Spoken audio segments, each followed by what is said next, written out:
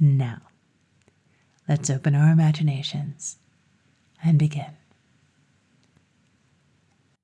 Hear and attend and listen, for this befell and behappened and became and was, O my best beloved, when the tame animals were wild.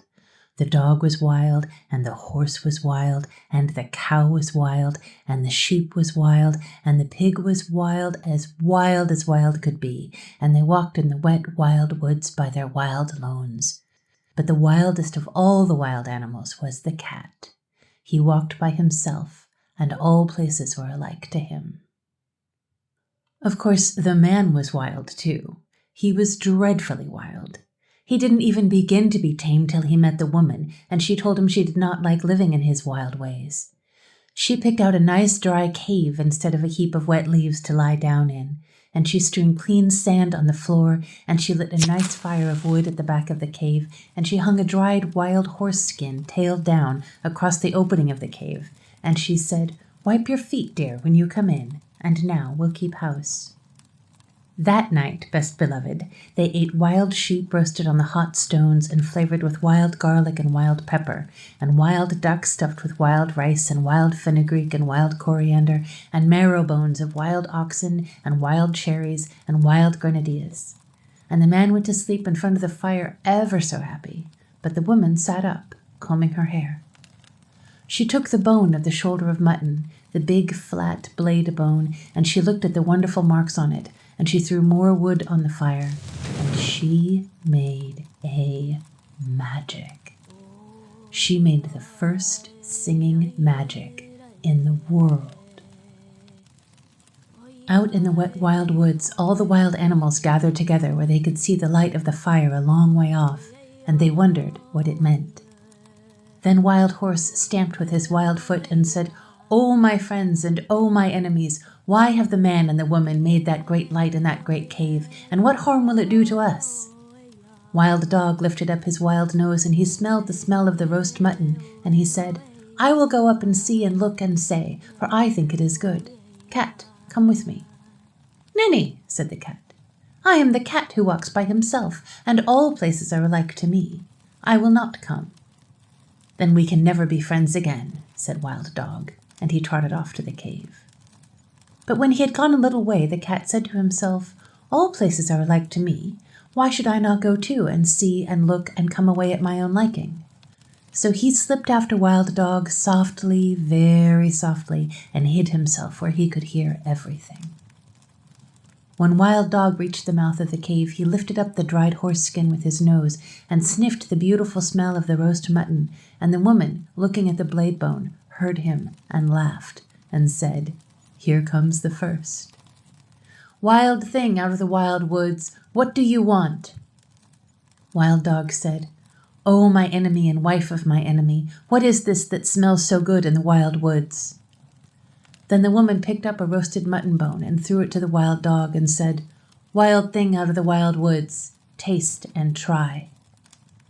Wild Dog gnawed the bone, and it was more delicious than anything he had ever tasted, and he said, "O my enemy and wife of my enemy, give me another." The woman said, "Wild thing out of the wild woods, help my man to hunt through the day and guard this cave at night, and I will give you as many roast bones as you need." "Ah," said the cat, listening, "this is a very wise woman, but she is not so wise as I am." Wild Dog crawled into the cave and laid his head on the woman's lap and said, "O my friend and wife of my friend, I will help your man to hunt through the day, and at night I will guard your cave." "Ah," said the cat, listening, "that is a very foolish dog." And he went back through the wet wild woods, waving his wild tail and walking by his wild lone, but he never told anybody. When the man waked up, he said, "What is Wild Dog doing here?" And the woman said, "His name is not Wild Dog anymore, but the first friend, because he will be our friend for always and always and always. Take him with you when you go hunting." Next night, the woman cut great green armfuls of fresh grass from the water meadows and dried it before the fire so that it smelled like new-mown hay, and she sat at the mouth of the cave and plaited a halter out of horsehide, and she looked at the shoulder of mutton bone, at the big, broad blade bone, and she made a magic. She made the second singing magic in the world. Out in the wild woods, all the wild animals wondered what had happened to Wild Dog, and at last Wild Horse stamped with his foot and said, "I will go and see and say why Wild Dog has not returned. Cat, come with me." "Nay," said the cat. "I am the cat who walks by himself, and all places are alike to me. I will not come." But all the same, he followed Wild Horse softly, very softly, and hid himself where he could hear everything. When the woman heard Wild Horse tripping and stumbling on his long mane, she laughed and said, "Here comes the second. Wild thing out of the wild woods, what do you want?" Wild Horse said, "Oh, my enemy and wife of my enemy, where is Wild Dog?" The woman laughed and picked up the blade bone and looked at it and said, "Wild thing out of the wild woods, you did not come here for Wild Dog, but for the sake of this good grass." And Wild Horse, tripping and stumbling on his long mane, said, "That is true. Give it me to eat." The woman said, "Wild thing out of the wild woods, bend your wild head and wear what I give you, and you shall eat the wonderful grass 3 times a day." "Ah," said the cat, listening, "this is a clever woman, but she is not so clever as I am." Wild Horse bent his wild head, and the woman slipped the plaited hide halter over it, and Wild Horse breathed on the woman's feet and said, "O my mistress and wife of my master, I will be your servant for the sake of this wonderful grass." "Ah," said the cat, listening, "that is a very foolish horse." And he went back through the wet wild woods, waving his wild tail and walking by his wild lone, but he never told anybody. When the man and the dog came back from hunting, the man said, "What is Wild Horse doing here?" And the woman said, "His name is not Wild Horse anymore, but the first servant, because he will carry us from place to place for always and always and always. Ride on his back when you go hunting." Next day, holding her wild head high that her wild horns should not catch in the wild trees, Wild Cow came up to the cave, and the cat followed and hid himself just the same as before, and everything happened just the same as before, and the cat said the same things as before. And when Wild Cow had promised to give her milk to the woman every day in exchange for the wonderful grass, the cat went back through the wet wild woods, waving his wild tail and walking by his wild lone just the same as before, but he never told anybody. And when the man and the horse and the dog came home from hunting and asked the same questions, same as before, the woman said, "Her name is not Wild Cow anymore, but the giver of good food. She will give us the warm white milk for always and always and always, and I will take care of her while you and the first friend and the first servant go hunting." Next day the cat waited to see if any other wild thing would go up to the cave. But no one moved in the wet wild woods, so the cat walked there by himself. And he saw the woman milking the cow, and he saw the light of the fire in the cave, and he smelt the smell of the warm white milk. Cat said, "O my enemy and wife of my enemy, where did Wild Cow go?" The woman laughed and said, "Wild thing out of the wild woods, go back to the woods again, for I have braided up my hair, and I have put away the magic blade bone, and we have no more need of either friends or servants in our cave." Cat said, "I am not a friend, and I am not a servant. I am the cat who walks by himself, and I wish to come into your cave." Woman said, "Then why did you not come with first friend on the first night?" Cat grew very angry and said, "Has Wild Dog told tales of me?" Then the woman laughed and said, "You are the cat who walks by himself, and all places are alike to you. You are neither a friend nor a servant. You have said it yourself. Go away and walk by yourself in all places alike." Then Cat pretended to be sorry and said, "Must I never come into the cave? Must I never sit by the warm fire? Must I never drink the warm white milk? You are very wise and very beautiful. You should not be cruel even to a cat." Woman said, "I knew I was wise, but I did not know I was beautiful. So I will make a bargain with you. If I ever say one word in your praise, you may come into the cave." "And if you say 2 words in my praise?" said the cat. "I never shall," said the woman. "But if I say 2 words in your praise, you may sit by the fire in the cave." "And if you say 3 words?" said the cat. "I never shall," said the woman. "But if I say 3 words in your praise, you may drink the warm white milk 3 times a day for always and always and always." Then the cat arched his back and said, "Now, let the curtain at the mouth of the cave and the fire at the back of the cave and the milk pots that stand beside the fire remember what my enemy and the wife of my enemy has said." And he went away through the wet wild woods, waving his wild tail and walking by his wild lone. That night, when the man and the horse and the dog came home from hunting, the woman did not tell them of the bargain that she had made with the cat, because she was afraid they might not like it. Cat went far and far away and hid himself in the wet wild woods by his wild lone for a long time, till the woman forgot all about him. Only the bat, the little upside-down bat that hung inside the cave, knew where the cat hid, and every evening Bat would fly to Cat with news of what was happening. One evening Bat said, "There is a baby in the cave.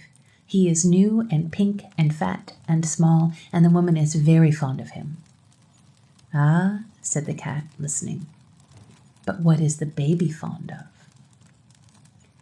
"He is fond of things that are soft and tickle," said the bat. "He is fond of warm things to hold in his arms when he goes to sleep. He is fond of being played with. He is fond of all those things." "Ah," said the cat, listening. "Then my time has come." Next night, Cat walked through the wet wild woods and hid very near the cave till morning time, and man and dog and horse went hunting. The woman was busy cooking that morning, and the baby cried and interrupted. So she carried him outside the cave and gave him a handful of pebbles to play with, but still the baby cried. Then the cat put out his paddy paw and patted the baby on the cheek, and it cooed, and the cat rubbed against its fat knees and tickled it under its fat chin with his tail, and the baby laughed, and the woman heard him and smiled. Then the bat, the little upside-down bat that hung in the mouth of the cave, said, "Oh, my hostess, and wife of my host, and mother of my host's son, a wild thing from the wild woods is most beautifully playing with your baby."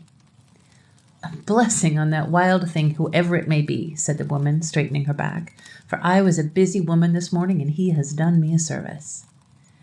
That very minute and second, best beloved, the dried horse-skin curtain that was stretched tail down at the mouth of the cave fell down, whoosh, because it remembered the bargain she had made with the cat, and when the woman went to pick it up, lo and behold, the cat was sitting quite comfy inside the cave. "Oh, my enemy and wife of my enemy and mother of my enemy," said the cat, "it is I, for you have spoken a word in my praise, and now I can sit within the cave for always and always and always. But still, I am the cat who walks by himself, and all places are alike to me." The woman was very angry, and shut her lips tight, and took up her spinning wheel and began to spin. But the baby cried because the cat had gone away, and the woman could not hush it, for it struggled and kicked and grew black in the face. "Oh, my enemy and wife of my enemy and mother of my enemy," said the cat, "take a strand of that thread that you are spinning and tie it to your spinning whorl and drag it along the floor, and I will show you a magic that shall make your baby laugh as loudly as he is now crying." "I will do so," said the woman, "because I am at my wit's end, but I will not thank you for it."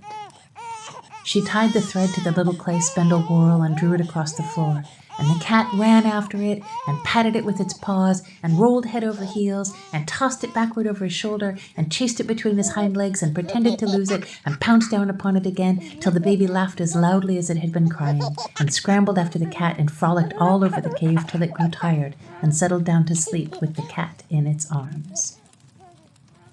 "Now," said the cat, "I will sing the baby a song that shall keep him asleep for an hour." And he began to purr, loud and low, low and loud, till the baby fell fast asleep.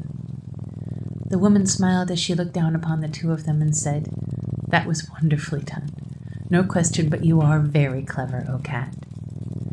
That very minute and second, best beloved, the smoke of the fire at the back of the cave came down in clouds from the roof, poof, because it remembered the bargain she had made with the cat, and when it had cleared away, lo and behold, the cat was sitting quite comfy close to the fire. "Oh, my enemy, and wife of my enemy, and mother of my enemy," said the cat, "it is I, for you have spoken a second word in my praise, and now I can sit by the warm fire at the back of the cave for always and always and always. But still, I am the cat who walks by himself, and all places are alike to me." Then the woman was very, very angry, and let down her hair, and put more wood on the fire, and brought out the broad blade bone of the shoulder of mutton, and began to make a magic that should prevent her from saying a third word in praise of the cat. It was not a singing magic, best beloved. It was a still magic, and by the cave grew so still that a little wee mouse crept out of a corner and ran across the floor. "Oh, my enemy, and wife of my enemy, and mother of my enemy," said the cat, "is that little mouse part of your magic?"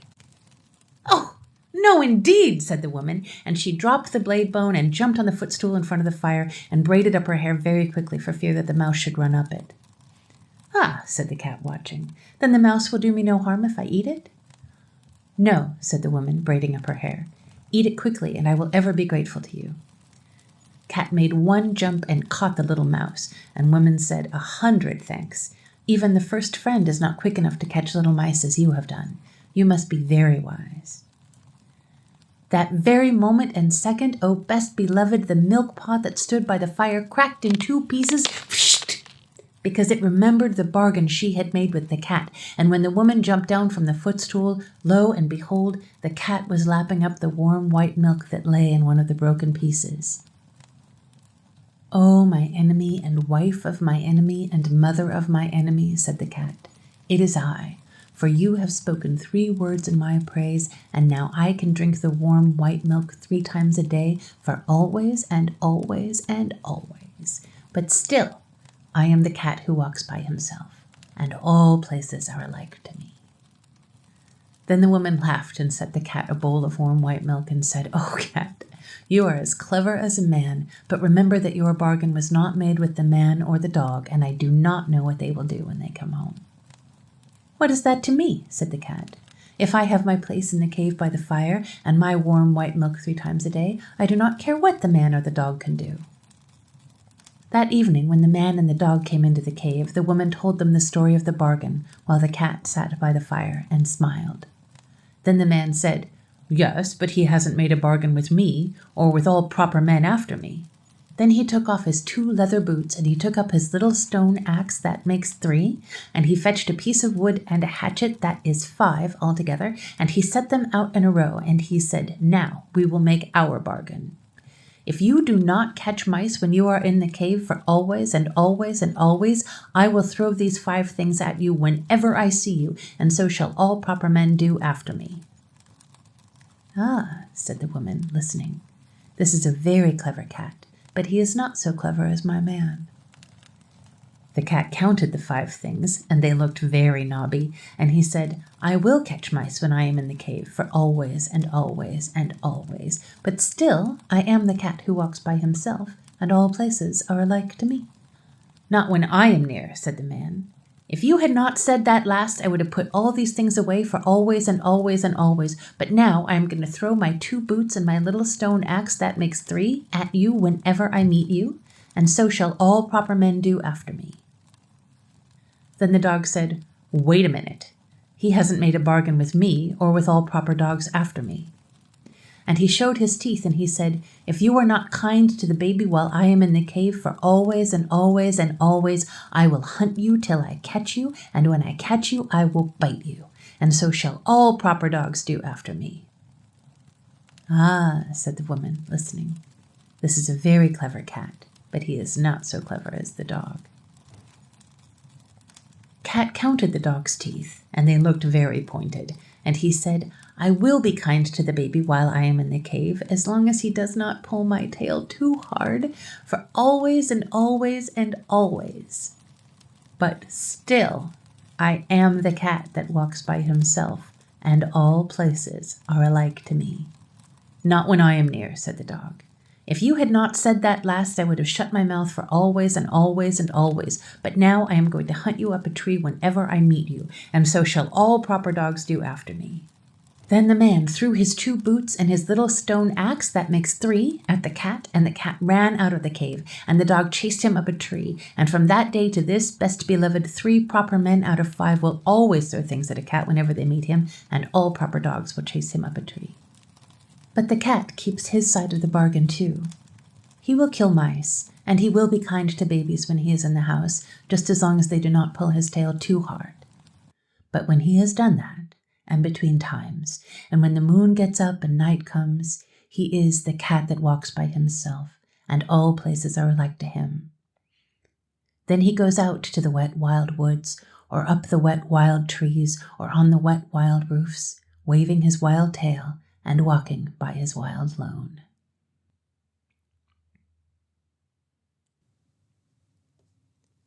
Once upon a time there lived a king who was immensely rich.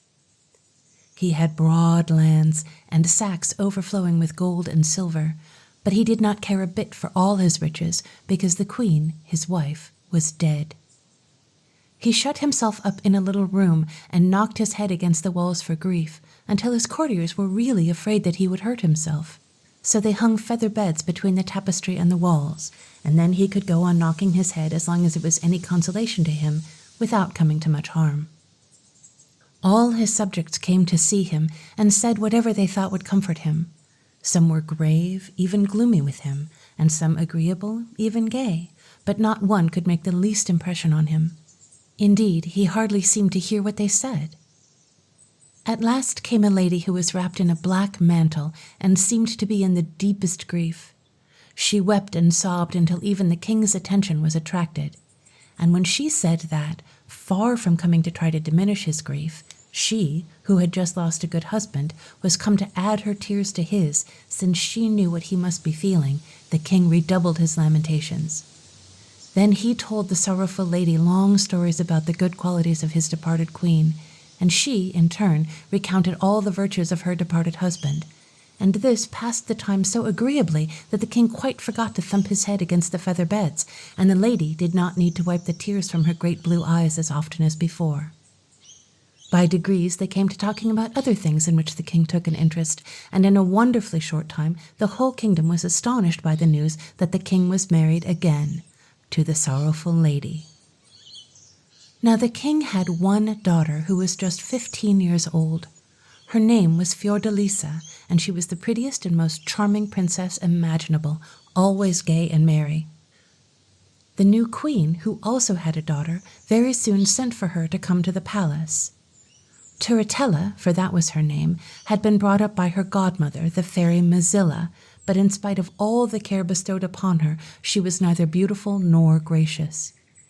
Indeed, when the queen saw how ill-tempered and ugly she appeared beside Fiordalisa, she was in despair, and did everything in her power to turn the king against his own daughter, in the hope that he might take a fancy to Turritella. One day the king said that it was time Fiordalisa and Turritella were married, so he would give one of them to the first suitable prince who visited his court.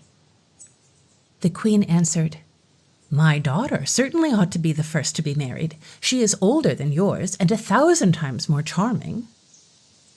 The king, who hated disputes, said, "Very well, it is no affair of mine. Settle it your own way."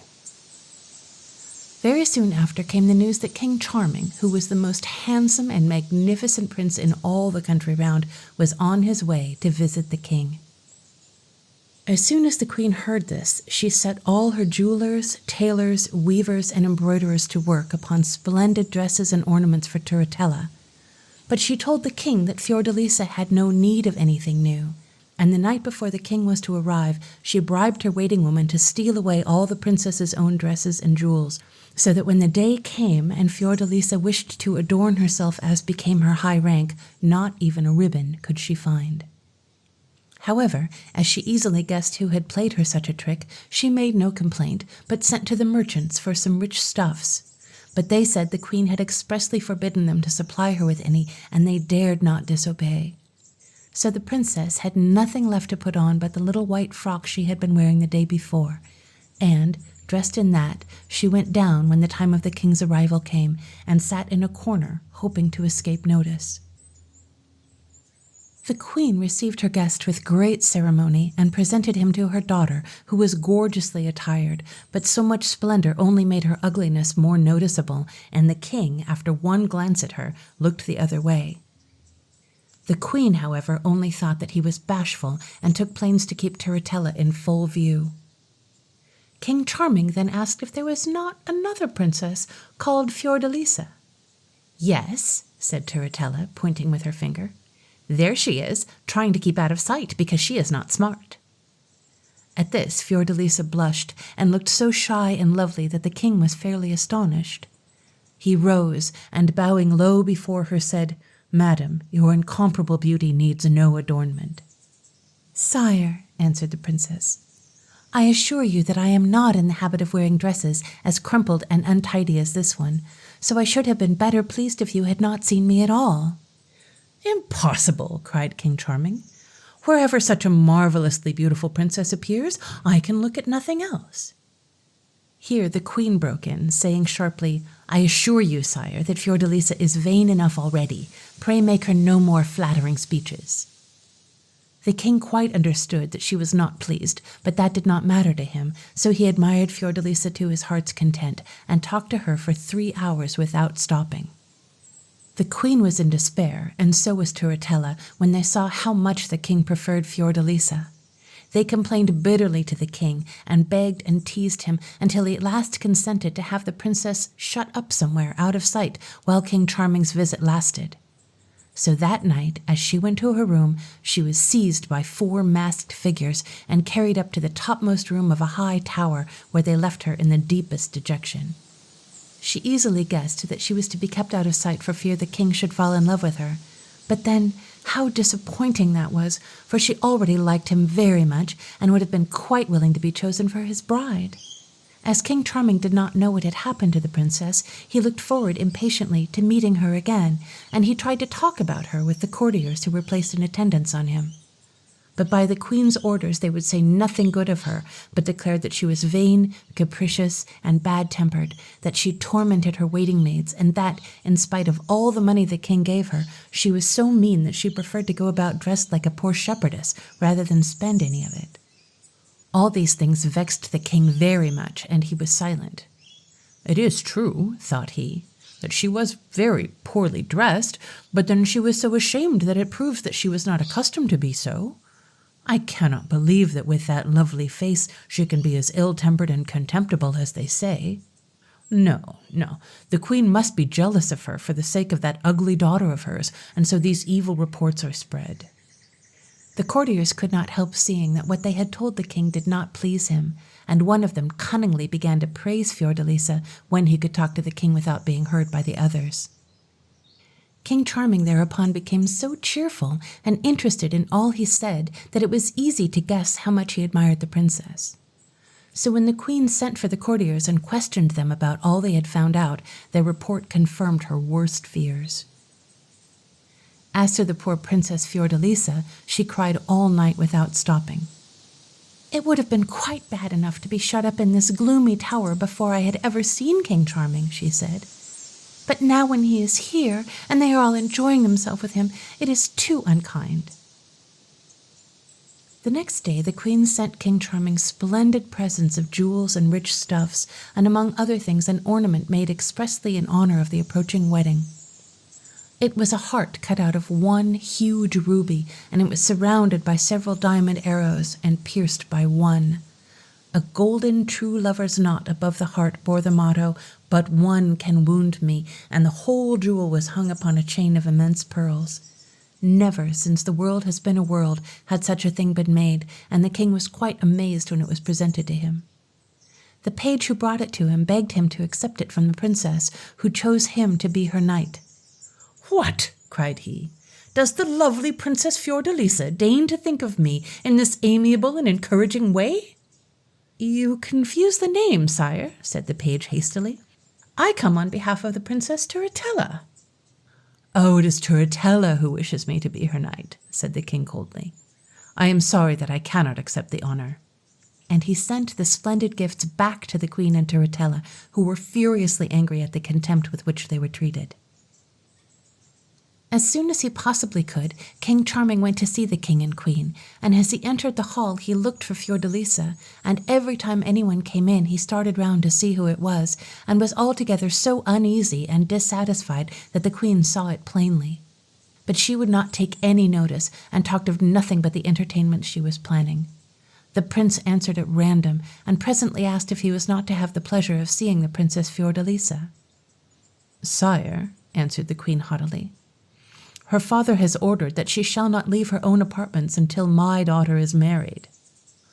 "What can be the reason for keeping that lovely princess a prisoner?" cried the king in great indignation. "That I do not know," answered the queen, "and even if I did, I might not feel bound to tell you." The king was terribly angry at being thwarted like this. He felt certain that Turritella was to blame for it, so, casting a furious glance at her, he abruptly took leave of the queen and returned to his own apartments. There he said to a young squire whom he had brought with him, "I would give all I have in the world to gain the good will of one of the princess's waiting women and obtain a moment's speech with Fiordalisa." "Nothing could be easier," said the young squire, and he very soon made friends with one of the ladies, who told him that in the evening Fiordalisa would be at a little window which looked onto the garden, where he could come talk to her. "Only," she said, "he must take very great care not to be seen, as it would be as much as her place was worth to be caught helping King Charming to see the princess." The squire was delighted and promised all that she asked, but the moment he had run off to announce his success to the king, the false waiting woman went and told the queen all that had passed. She at once determined that her own daughter should be at the little window, and taught her so well all she was to say and do that even the stupid Turritella could make no mistake. The night was so dark that the king had not a chance of finding out the trick that was being played on him, so he approached the window with the greatest delight and said everything that he had been longing to say to Fiordalisa to persuade her of his love for her.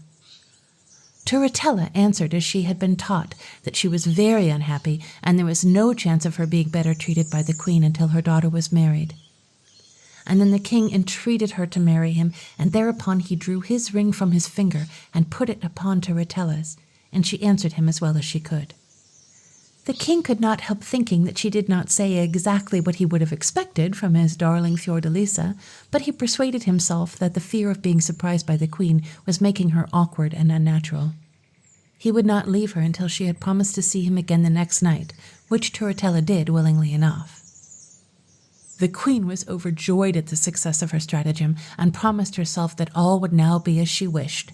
And sure enough, as soon as it was dark the following night, the king came, bringing with him a chariot which had been given to him by an enchanter who was his friend.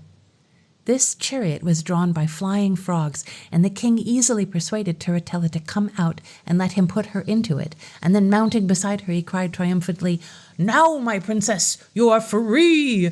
Where will it please you that we shall hold our wedding?"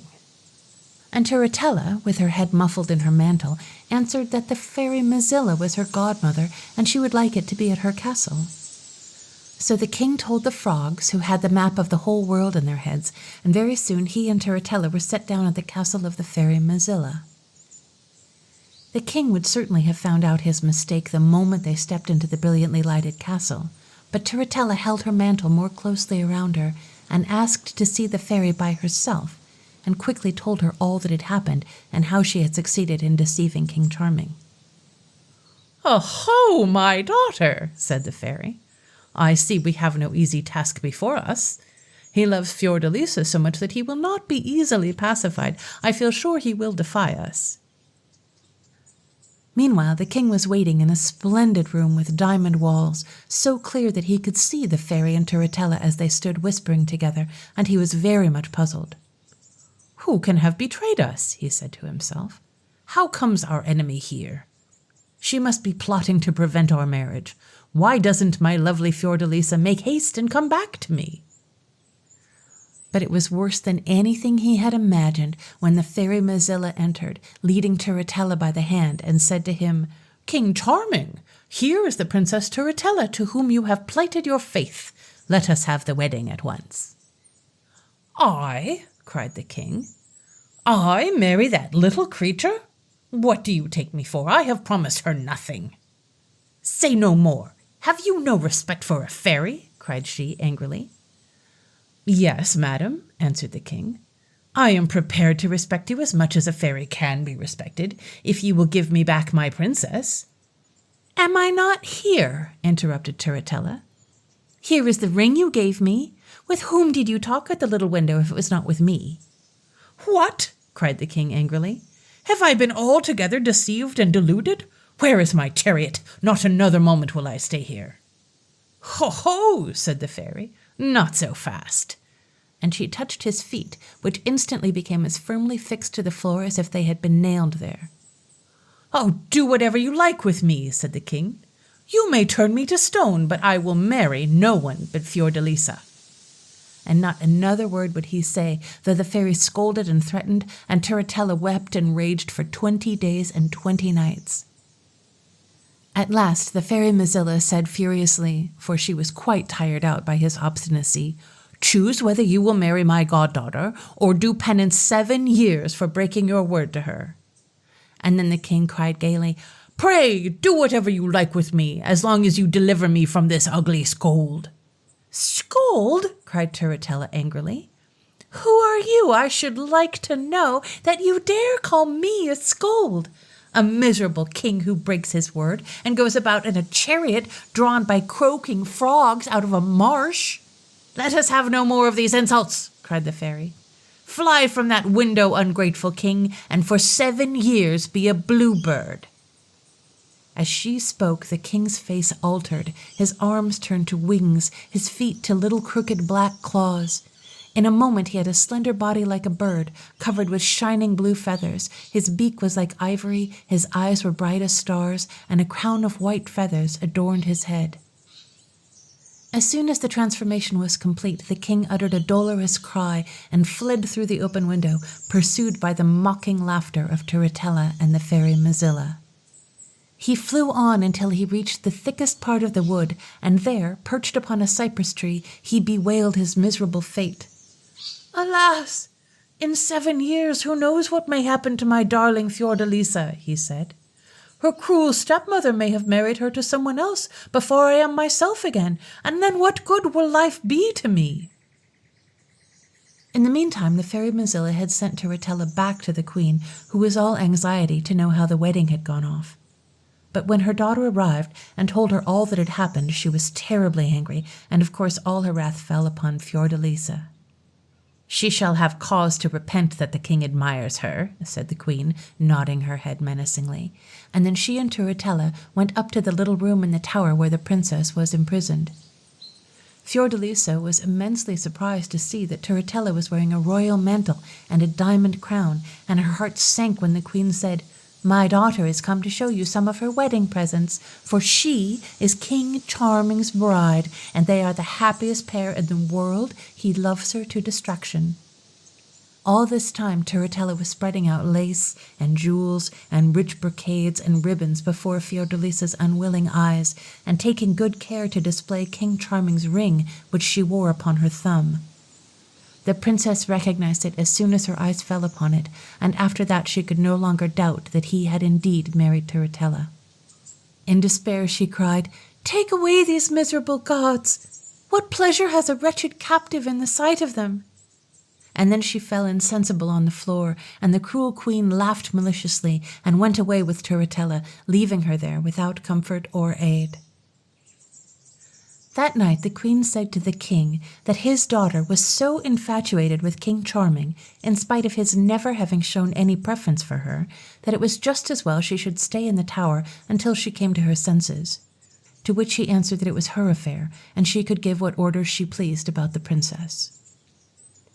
When the unhappy Fiordalisa recovered and remembered all she had just heard, she began to cry bitterly, believing that King Charming was lost to her forever, and all night long she sat at her open window sighing and lamenting.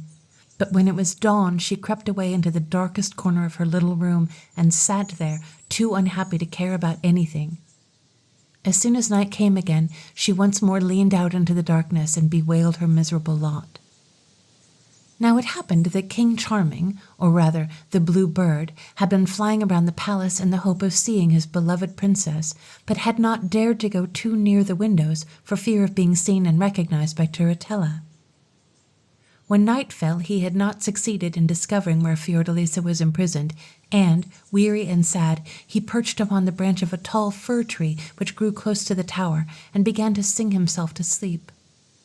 But soon the sound of a soft voice lamenting attracted his attention, and, listening intently, he heard it say, "Ah, cruel queen, what have I ever done to be imprisoned like this? And was I not unhappy enough before, that you must needs come and taunt me with the happiness your daughter is enjoying now that she is King Charming's bride?" The Blue Bird, greatly surprised, waited impatiently for the dawn, and the moment it was light flew off to see who could it have been who spoke thus. But he found the window shut and could see no one. The next night, however, he was on the watch, and by the clear moonlight he saw that the sorrowful lady at the window was Fiordalisa herself. "My princess, I have found you at last," said he, alighting close to her. "Who is speaking to me?" cried the princess in great surprise. "Only a moment since you mentioned my name, and now you do not know me, Fiordalisa," said he sadly. "But no wonder, since I am nothing but a blue bird and must remain one for 7 years. "What, little bird, are you really the powerful King Charming?" said the princess, caressing him.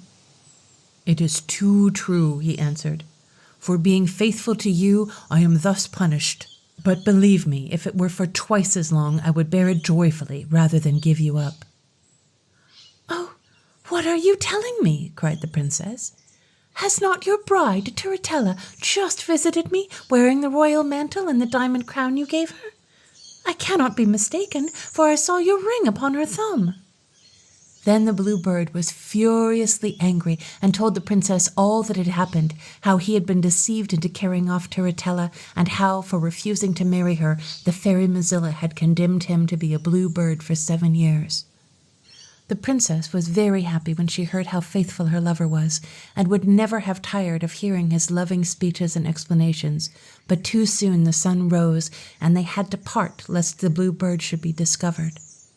After promising to come again to the princess's window as soon as it was dark, he flew away and hid himself in a little hole in the fir tree, while Fiordalisa remained devoured by anxiety lest he should be caught in a trap or eaten by an eagle. But the Blue Bird did not long stay in his hiding place. He flew away and away until he came to his own palace and got into it through a broken window, and there he found the cabinet where his jewels were kept and chose out a splendid diamond ring as a present for the princess. By the time he got back, Fiordalisa was sitting waiting for him by the open window, and when he gave her the ring, she scolded him gently for having run such a risk to get it for her. "Promise me that you will wear it always," said the Blue Bird. And the princess promised on condition that he should come and see her on the day as well as by night. They talked all night long, and the next morning the Blue Bird flew off to his kingdom and crept into his palace through the broken window and chose from his treasures 2 bracelets, each cut out of a single emerald. When he presented them to the princess, she shook her head at him reproachfully, saying, "Do you think that I love you so little that I need all these gifts to remind me of you?" And he answered, "No, my princess, but I love you so much that I feel that I cannot express it, try as I may. I only bring you these worthless trifles to show that I have not ceased to think of you, though I have been obliged to leave you for a time." The following night he gave Fiordalisa a watch set in a single pearl. The princess laughed a little when she saw it and said, "You may well give me a watch, for since I have known you I have lost the power of measuring time. The hours you spend with me pass like minutes, and the hours that I drag through without you seem years to me." "Ah, princess, they cannot seem so long to you as they do to me," he answered. Day by day he brought more beautiful things for the princess, diamonds and rubies and opals, and at night she decked herself with them to please him, but by day she hid them in her straw mattress. When the sun shone, the blue bird, hidden in the tall fir tree, sang to her so sweetly that all the passers-by wondered and said that the wood was inhabited by a spirit. And so 2 years slipped away, and still the princess was a prisoner and Turritella was not married. The queen had offered her hand to all the neighboring princes, but they always answered they would marry Fiordalisa with pleasure, but not Turritella on any account. This displeased the queen terribly. "Fiordalisa must be in league with them to annoy me," she said. "Let us go and accuse her of it." So she and Turritella went up into the tower. Now it happened that it was nearly midnight, and Fiordalisa, all decked with jewels, was sitting at the window with the blue bird, and as the queen paused outside the door to listen, she heard the princess and her lover singing together a little song he had just taught her. These were the words: "Oh, what a luckless pair are we, one in a prison and one in a tree. All our trouble and anguish came from our faithfulness spoiling our enemies' game. But vainly they practice their cruel arts, for naught can sever our two fond hearts." They sound melancholy, perhaps, but the two voices sang them gaily enough, and the queen burst open the door, crying, "Ah, my Turritella, there is some treachery going on here." As soon as she saw her, Fiordalisa, with great presence of mind, hastily shut her little window that the blue bird might have time to escape, and then turned to meet the queen, who overwhelmed her with a torrent of reproaches. "Your intrigues are discovered, madam," said she furiously, "and you need not hope that your high rank will save you from the punishment you deserve." "And with whom do you accuse me of intriguing, madam?" said the princess. "Have I not been your prisoner these 2 years, and who have I seen except the jailers sent by you?" While she spoke, the queen and Turritella were looking at her in the greatest surprise, perfectly dazzled by her beauty and the splendor of her jewels, and the queen said, "If one may ask, madam, where did you get all these diamonds? Perhaps you mean to tell me you have discovered a mine of them in the tower?" "I certainly did find them here," answered the princess. "And pray," said the queen, her wrath increasing every moment, "for whose admiration are you decked out like this, since I have often seen you not half as fine on the most important occasions at court?" "For my own," answered Fiordalisa. "You must admit that I have had plenty of time on my hands, so you cannot be surprised at my spending some of it in making myself smart."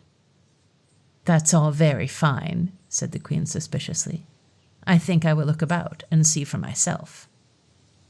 So she and Turritella began to search every corner of the little room, and when they came to the straw mattress, out fell such a quantity of pearls, diamonds, rubies, opals, emeralds, and sapphires that they were amazed and could not tell what to think.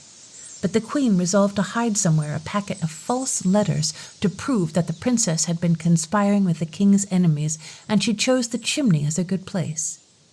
Fortunately for Fiordalisa, this was exactly where the blue bird had perched himself to keep an eye upon her proceedings and try to avert danger from his beloved princess. And now he cried, "Beware, Fiordalisa! Your false enemy is plotting against you!"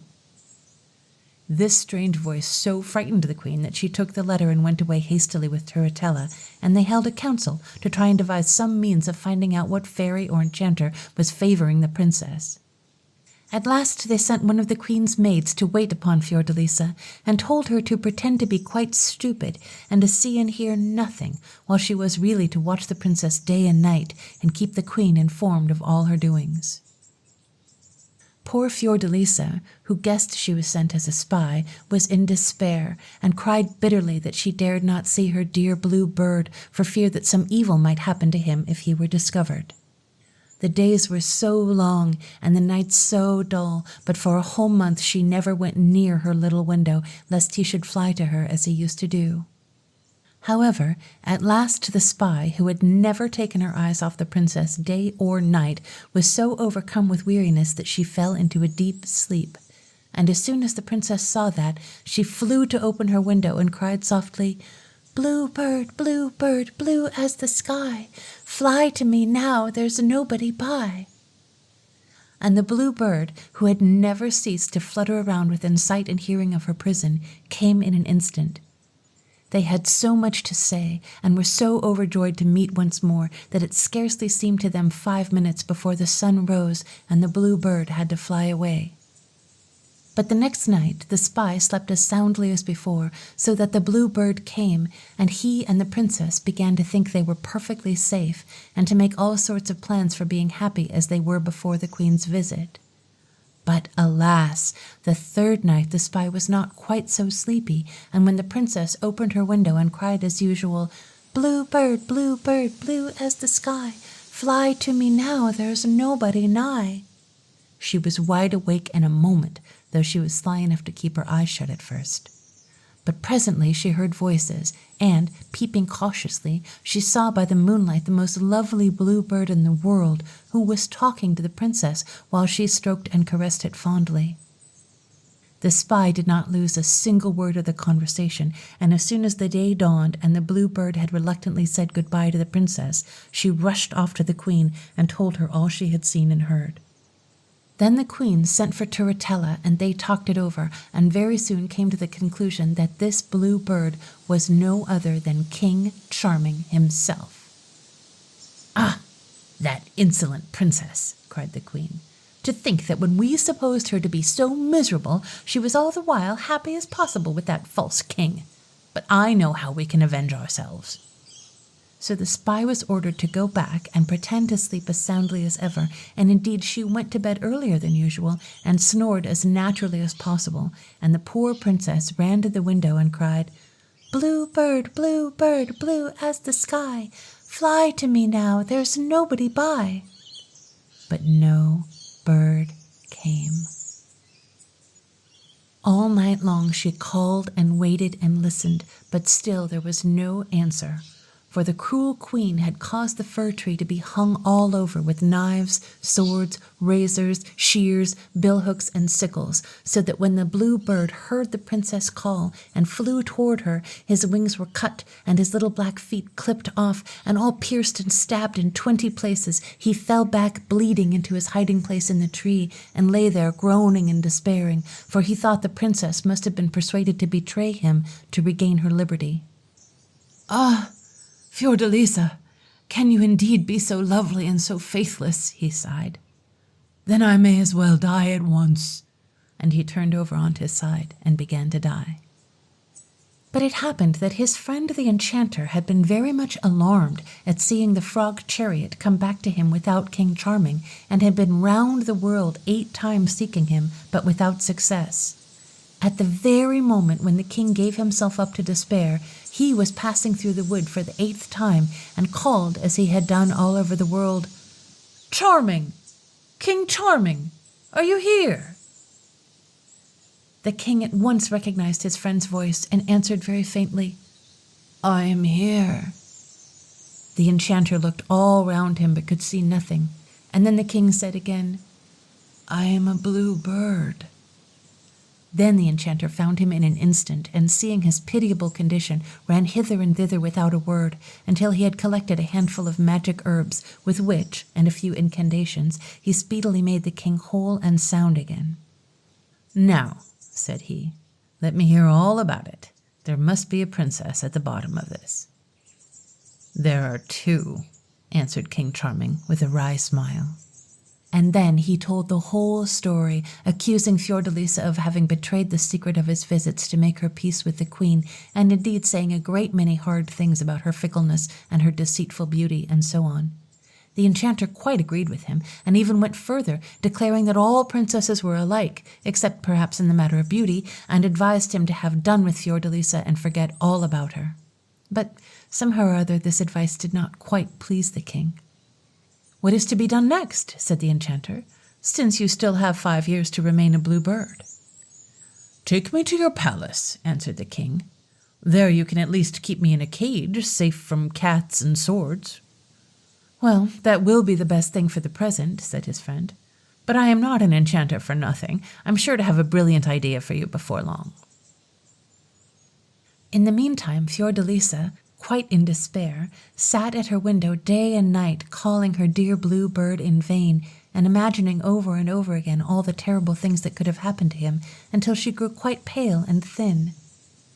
As for the queen and Turritella, they were triumphant, but their triumph was short, for the king, Fiordalisa's father, fell ill and died, and all the people rebelled against the queen and Turritella, and came in a body to the palace, demanding Fiordalisa. The queen came out upon the balcony with threats and haughty words, so at last they lost their patience and broke open the doors of the palace, one of which fell back upon the queen and killed her. Turritella fled to the fairy Mizella, and all the nobles of the kingdom fetched the Princess Fiordalisa from her prison in the tower and made her queen. Very soon, with all the care and attention they bestowed upon her, she recovered from the effects of her long captivity and looked more beautiful than ever, and was able to take counsel with her courtiers and arrange for the governing of her kingdom during her absence. And then, taking a bag full of jewels, she set out all alone to look for the blue bird, without telling anyone where she was going. Meanwhile, the enchanter was taking care of King Charming, but as his power was not great enough to counteract the fairy Mizilla's, he at last resolved to go see her and see if he could make any kind of terms with her for his friend. For you see, fairies and enchanters are cousins in a sort of way, after all, and after knowing one another for 500 or 600 years and falling out and making it up again pretty often, they understood one another well enough. So the fairy Mizilla received him graciously. "And what may you be wanting, gossip?" said she. "You can do a good turn for me, if you will," he answered. "A king, who is a friend of mine, was unlucky enough to offend you—" "I know who you mean," interrupted the fairy. "I am sorry not to oblige you, gossip, but he need expect no mercy from me unless he will marry my goddaughter, whom you see yonder looking so pretty and charming. Let him think over what I say." The enchanter hadn't a word to say, for he thought Turritella really frightful, but he could not go away without making one more effort for his friend the king, who was really in great danger as long as he lived in a cage. Indeed, already he had met with several alarming accidents. Once the nail in which his cage was hung had given way, and his feathered majesty had suffered much from the fall, while Madame Puss, who happened to be in the room at the time, had given him a scratch in the eye which came very near to blinding him. Another time they had forgotten to give him any water to drink, so that he was nearly dead with thirst, and the worst thing of all was that he was in danger of losing his kingdom, for he had been absent so long that all his subjects believed him to be dead. So, considering all these things, the enchanter agreed with the fairy Mizilla that she should restore the king to his natural form, and should take Turritella to stay in his palace for several months, and if, after the time was over, he still could not make up his mind to marry her, he should once more be changed into a blue bird. Then the fairy dressed Turritella in a magnificent gold and silver robe, and they mounted together upon a flying dragon, and very soon reached King Charming's palace, where he, too, had just been brought by his faithful friend the enchanter. 3 strokes of the fairy's wand restored his natural form, and he was as handsome and delightful as ever, but considered that he paid dearly for his restoration when he caught sight of Turritella, and the mere idea of marrying her made him shudder. Meanwhile, Queen Fiordalisa, disguised as a poor peasant girl, wearing a great straw hat that concealed her face, and carrying an old sack over her shoulder, had set out upon her weary journey, and had traveled far, sometimes by sea and sometimes by land, sometimes on foot and sometimes on horseback, but not knowing which way to go. She feared all the time that every step she took was leading her further from her lover. One day, as she sat, quite tired and sad, on the bank of a little brook, cooling her white feet in the clear running water, and combing her long hair that glittered like gold in the sunshine, a little bent old woman passed by, leaning on a stick. She stopped and said to Fiordalisa, "What, my pretty child, are you all alone?" "Indeed, good mother, I am too sad to care for company," she answered, and the tears ran down her cheeks. "Don't cry," said the old woman, "but tell me truly what is the matter. Perhaps I can help you." The queen told her willingly all that had happened, and how she was seeking the blue bird. Thereupon the little old woman suddenly stood up straight and grew tall and young and beautiful, and said with a smile to the astonished Fiordalisa, "Lovely queen, the king whom you seek is no longer a bird. My sister Mozilla has given his own form back to him, and he is in his own kingdom. Do not be afraid. You will reach him and will prosper. Take these 4 eggs. If you break one when you are in any great difficulty, you will find aid." So saying, she disappeared, and Fiordalisa, feeling much encouraged, put the eggs into her bag and turned her steps toward Charming's kingdom. After walking on and on for 8 days and 8 nights, she came at last to a tremendously high hill of polished ivory, so steep that it was impossible to get a foothold upon it.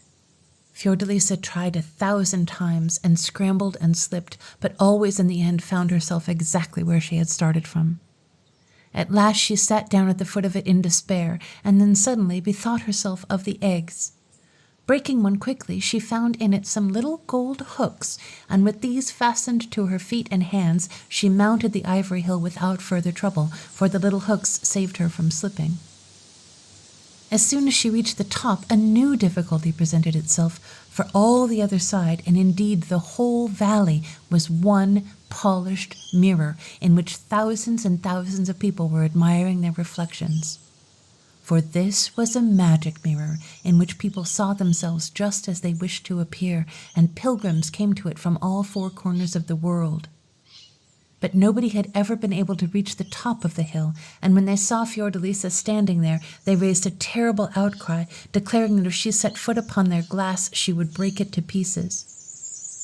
The queen, not knowing what to do, for she saw it would be dangerous to try and go down, broke the 2nd egg, and out came a chariot drawn by 2 white doves, and Fiordalisa got into it and was floated softly away. After a night and a day, the doves alighted outside the gate of King Charming's kingdom. Here the queen got out of the chariot and kissed the doves and thanked them, and then with a beating heart she walked into the town, asking the people she met where she could see the king. But they only laughed at her, crying, "See the king? And pray, why do you want to see the king, my little kitchen maid? You'd better go wash your face first. Your eyes aren't clear enough to see him." For the queen had disguised herself and pulled her hair down about her eyes that no one might know her. As they would not tell her, she went on further and presently asked again, and this time the people answered that tomorrow she might see the king driving through the streets with Princess Turritella, as it was said that at last he had consented to marry her. This was indeed terrible news to Fiordalisa. Had she come all this weary way only to find Turritella had succeeded in making King Charming forget her? She was too tired and miserable to walk another step, so she sat down in a doorway and cried bitterly all night long. As soon as it was light, she hastened to the palace, and after being sent away 50 times by the guards, she got in at last and saw the thrones set in the great hall for the king and Turritella, who was already looked upon as queen. Fiordalisa hid herself behind a marble pillar, and very soon saw Turritella make her appearance, richly dressed but as ugly as ever, and with her came the king, more handsome and splendid even than Fiordalisa had remembered him. When Turritella had seated herself upon the throne, the queen approached her. "Who are you, and how dare you come near my high mightiness upon my golden throne?" said Turritella, frowning fiercely at her. "They call me the little kitchen maid," she replied, "and I come to offer some precious things for sale." And with that she searched in her old sack and drew out the emerald bracelets King Charming had given her. "Ho, ho!" said Turritella. "Those are pretty bits of glass. I suppose you would like 5 silver pieces for them." "Show them to someone who understands such things, madam," answered the queen. "After that we can decide upon the price." Turritella, who really loved King Charming as much as she could love anybody, and was always delighted to get a chance of talking to him, now showed him the bracelets, asking how much he considered them worth. As soon as he saw them, he remembered those he had given to Fiordalisa, and turned very pale and sighed deeply, and fell into such sad thought that he quite forgot to answer her. Presently she asked him again, and then he said with a great effort, "I believe those bracelets are worth as much as my kingdom. I thought there was only one such pair in the world, but here, it seems, is another." Then Turritella went back to the queen and asked her what was the lowest price she would take for them. "More than you would find it easy to pay, madam," answered she. "But if you will manage for me to sleep one night in the Chamber of Echoes, I will give you the emeralds." "By all means, my little kitchen maid," said Turritella, highly delighted. The king did not try to find out where the bracelets had come from, not because he did not want to know, but because the only way would have been to ask Turritella, and he disliked her so much that he never spoke to her if he could possibly avoid it. It was he who had told Fiordalisa about the Chamber of Echoes when he was a blue bird. It was a little room below the king's own bedchamber, and was so ingeniously built that the softest whisper in it was plainly heard in the king's room. Fiordalisa wanted to reproach him for his faithlessness, and could not imagine a better way than this. So when, by Turritella's orders, she was left there, she began to weep and lament, and never ceased until daybreak. The king's pages told Turritella, when she asked them, what a sobbing and sighing they had heard, and she asked Fiordalisa what it was all about. The queen answered that she often dreamed and talked aloud. But, by an unlucky chance, the king heard nothing of all this, for he took a sleeping draught every night before he laid down, and did not wake up until the sun was high. The queen passed the day in great disquietude. "If he did hear me," she said, "could he remain so cruelly indifferent? But if he did not hear me, what can I do to get another chance? I have plenty of jewels, it is true, but nothing remarkable enough to catch Turritella's fancy." Just then she thought of the eggs and broke one, out of which came a little carriage of polished steel ornamented with gold, drawn by 6 green mice. The coachman wore a rose-colored hat, the postilion a gray one, and the carriage was occupied by the tiniest and most charming figures, who could dance and do wonderful tricks. Fiordalisa clapped her hands and danced for joy when she saw this triumph of magic art, and as soon as it was evening, went to a shady garden path down which she knew Turritella would pass, and then she made the mice gallop and the tiny people show off their tricks, and sure enough Turritella came, and the moment she saw it all, cried, Little kitchen maid, what will you take for your mouse carriage?" And the queen answered, "Let me sleep once more in the Chamber of Echoes." "I won't refuse your request, poor creature," said Turritella condescendingly, and then she turned to her ladies and whispered, "The silly creature doesn't know how to profit by her chances. So much the better for me." When night came, Fiordalisa said all the loving words she could think of, but, alas, with no better success than before, for the king slept heavily after his draught. One of the pages said, "This peasant girl must be crazy," but another answered, "Yet what she says sounds very sad and touching." As for Fiordalisa, she thought the king must have a very hard heart if he could hear how she grieved and yet pay her no attention. She had but one more chance, and on breaking the last egg, she found to her great delight that it contained a more marvelous thing than ever. It was a pie made of 6 birds cooked to perfection, and yet they were all alive and singing and talking, and they answered questions and told fortunes in the most amusing way. Taking this treasure, Fiordalisa once more set herself to wait in the great hall through which Turritella was sure to pass, and as she sat there, one of the king's pages came by and said to her, "Well, little kitchen maid, it's a good thing the king always takes a sleeping draught, for if not, he'd be kept awake all night by your sighing and lamenting." Then Fiordalisa knew why the king had not heeded her, and, taking a handful of pearls and diamonds out of her sack, she said, "If you can promise me tonight that the king shall not have a sleeping draught, I will give you all these jewels." "Oh, I promise that willingly," said the page.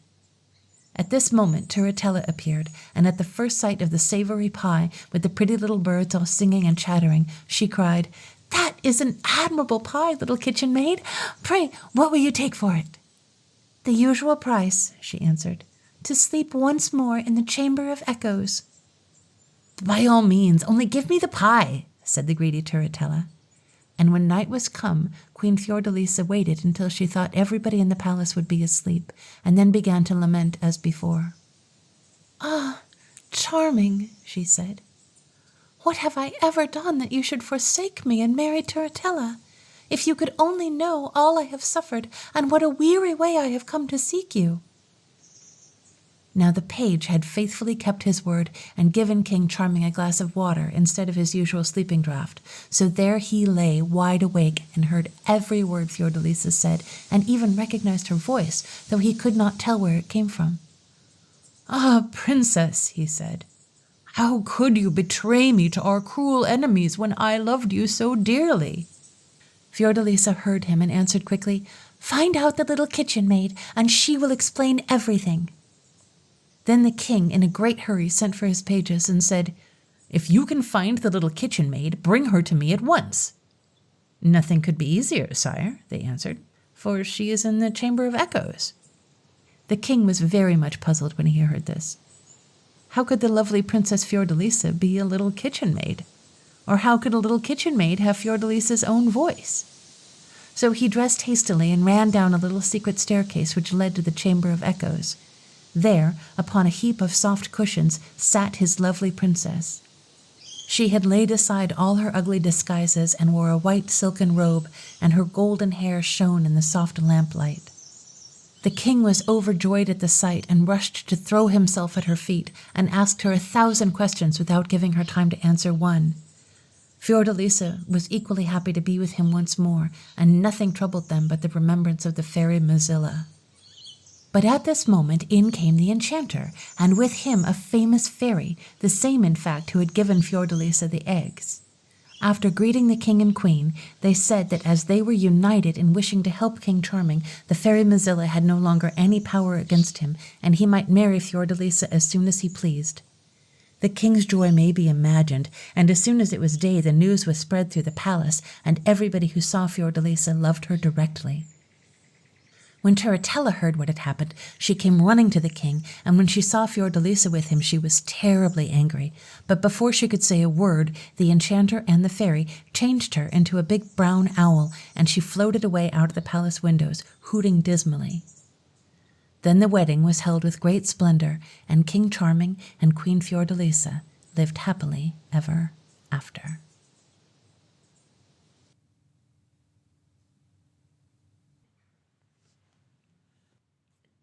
I tell you, sir, I was innocent.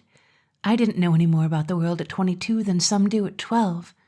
My uncle and aunt in Duxbury brought me up strict. I studied hard in high school, I worked hard after hours, and I went to church twice on Sundays, and I can't see it's right to put me in a place like this with crazy people.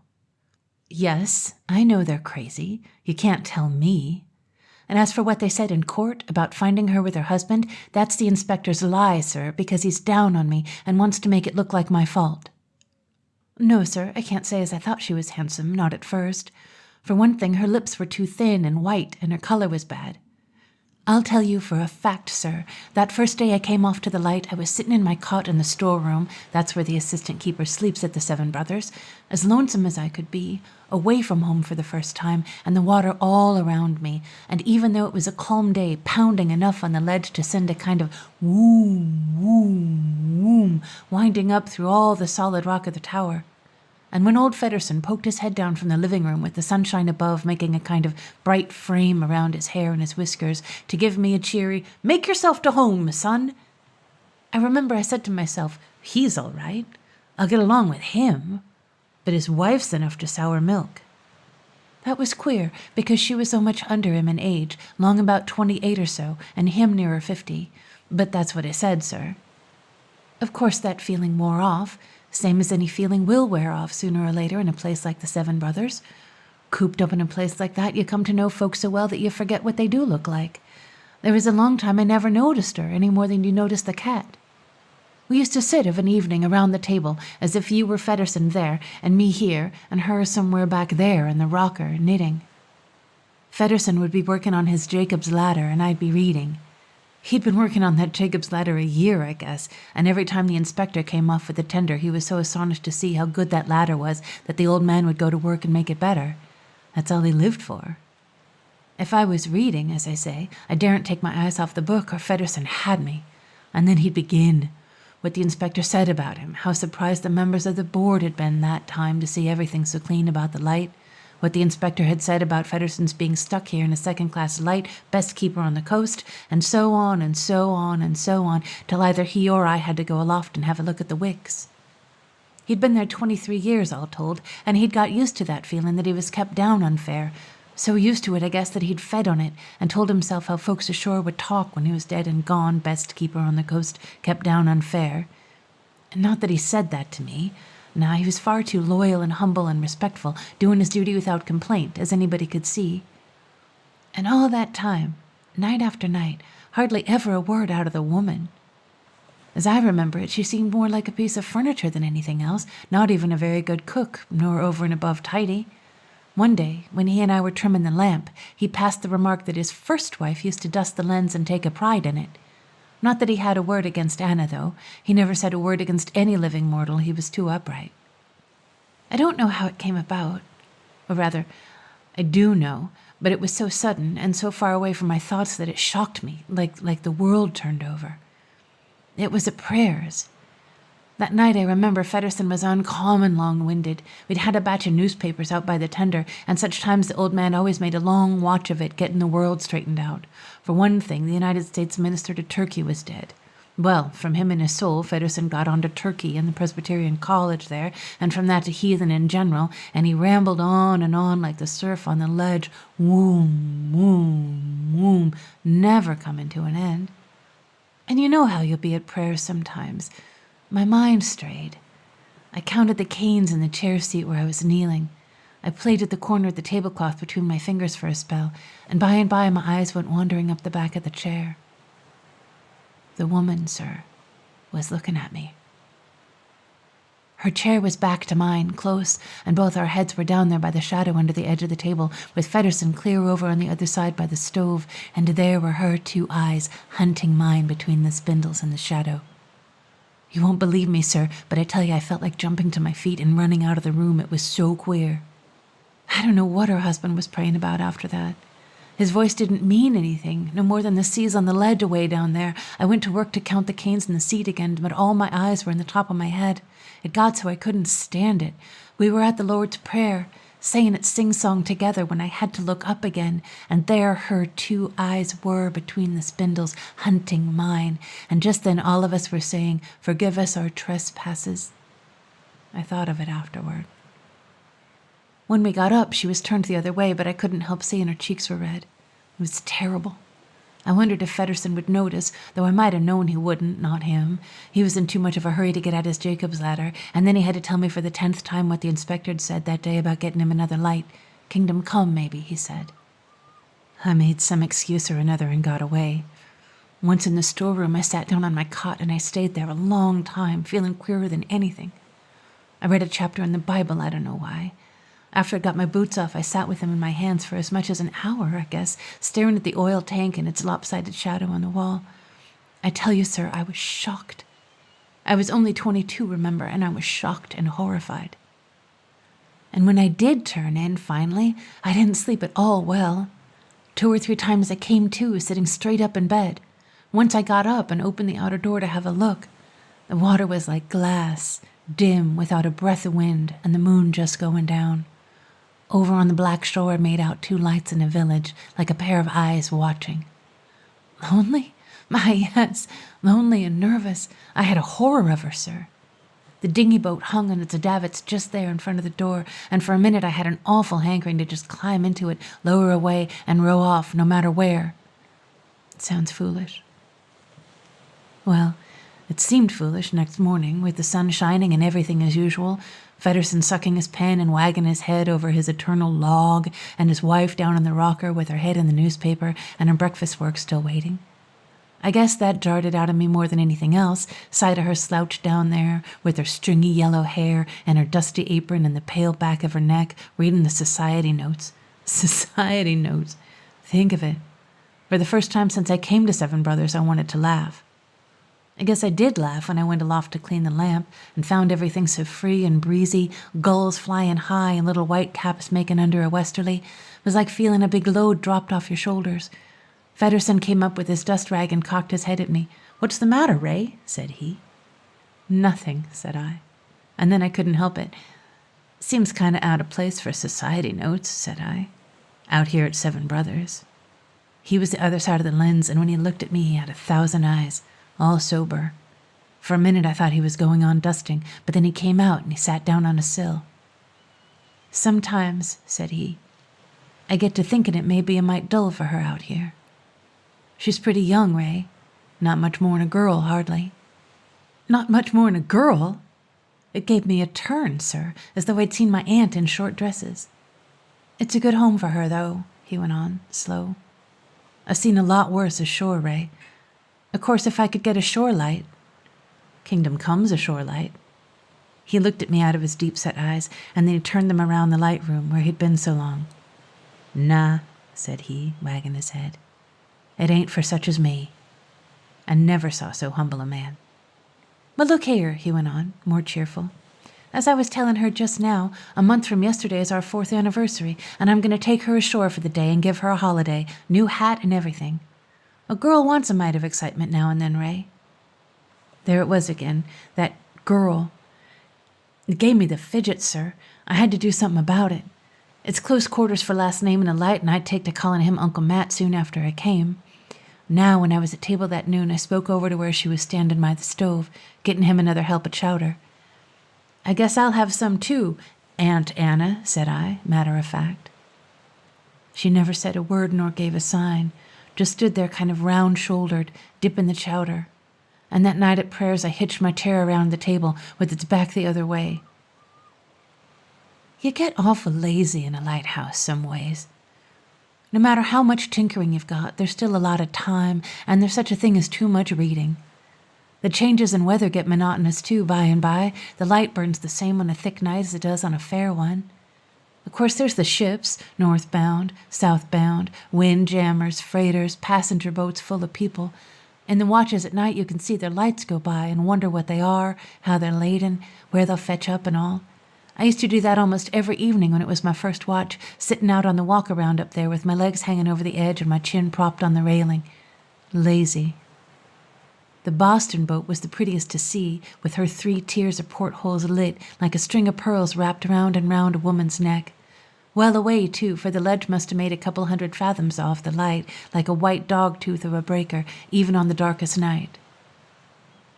Well, I was lolling there one night, as I say, watching the Boston boat go by, not thinking of anything special, when I heard the door on the other side of the tower open and footsteps coming around to me. By and by I nodded toward the boat and passed the remark that she was fetching in uncommon close tonight. No answer. I made nothing of that, for oftentimes Fedderson wouldn't answer, and after I'd watched the lights crawling through the darkest spell, just to make conversation, I said I'd guessed there'd be a bit of weather before long. "I've noticed," said I, "that when there's weather coming on, and the wind in the northeast, you can hear the orchestra playing aboard of her just over there. I make it out now. Do you?" "Yes. Oh, yes. I hear it all right." "You can imagine," I started. "It wasn't him, but her. And there was something in the way she said that speech, sir, something, well, unnatural, like a hungry animal snapping at a person's hand." I turned and looked at her sidewise. She was standing by the railing, leaning a little outward, the top of her from the waist picked out bright by the lens behind her. I didn't know what in the world to say, and yet I had a feeling I ought not to sit there mum. "I wonder," said I, "what that captain's thinking of, fetching in so handy tonight. It's no way, I tell you. 'Twasn't for this light, she'd go to work and pile up the ledge some thick night."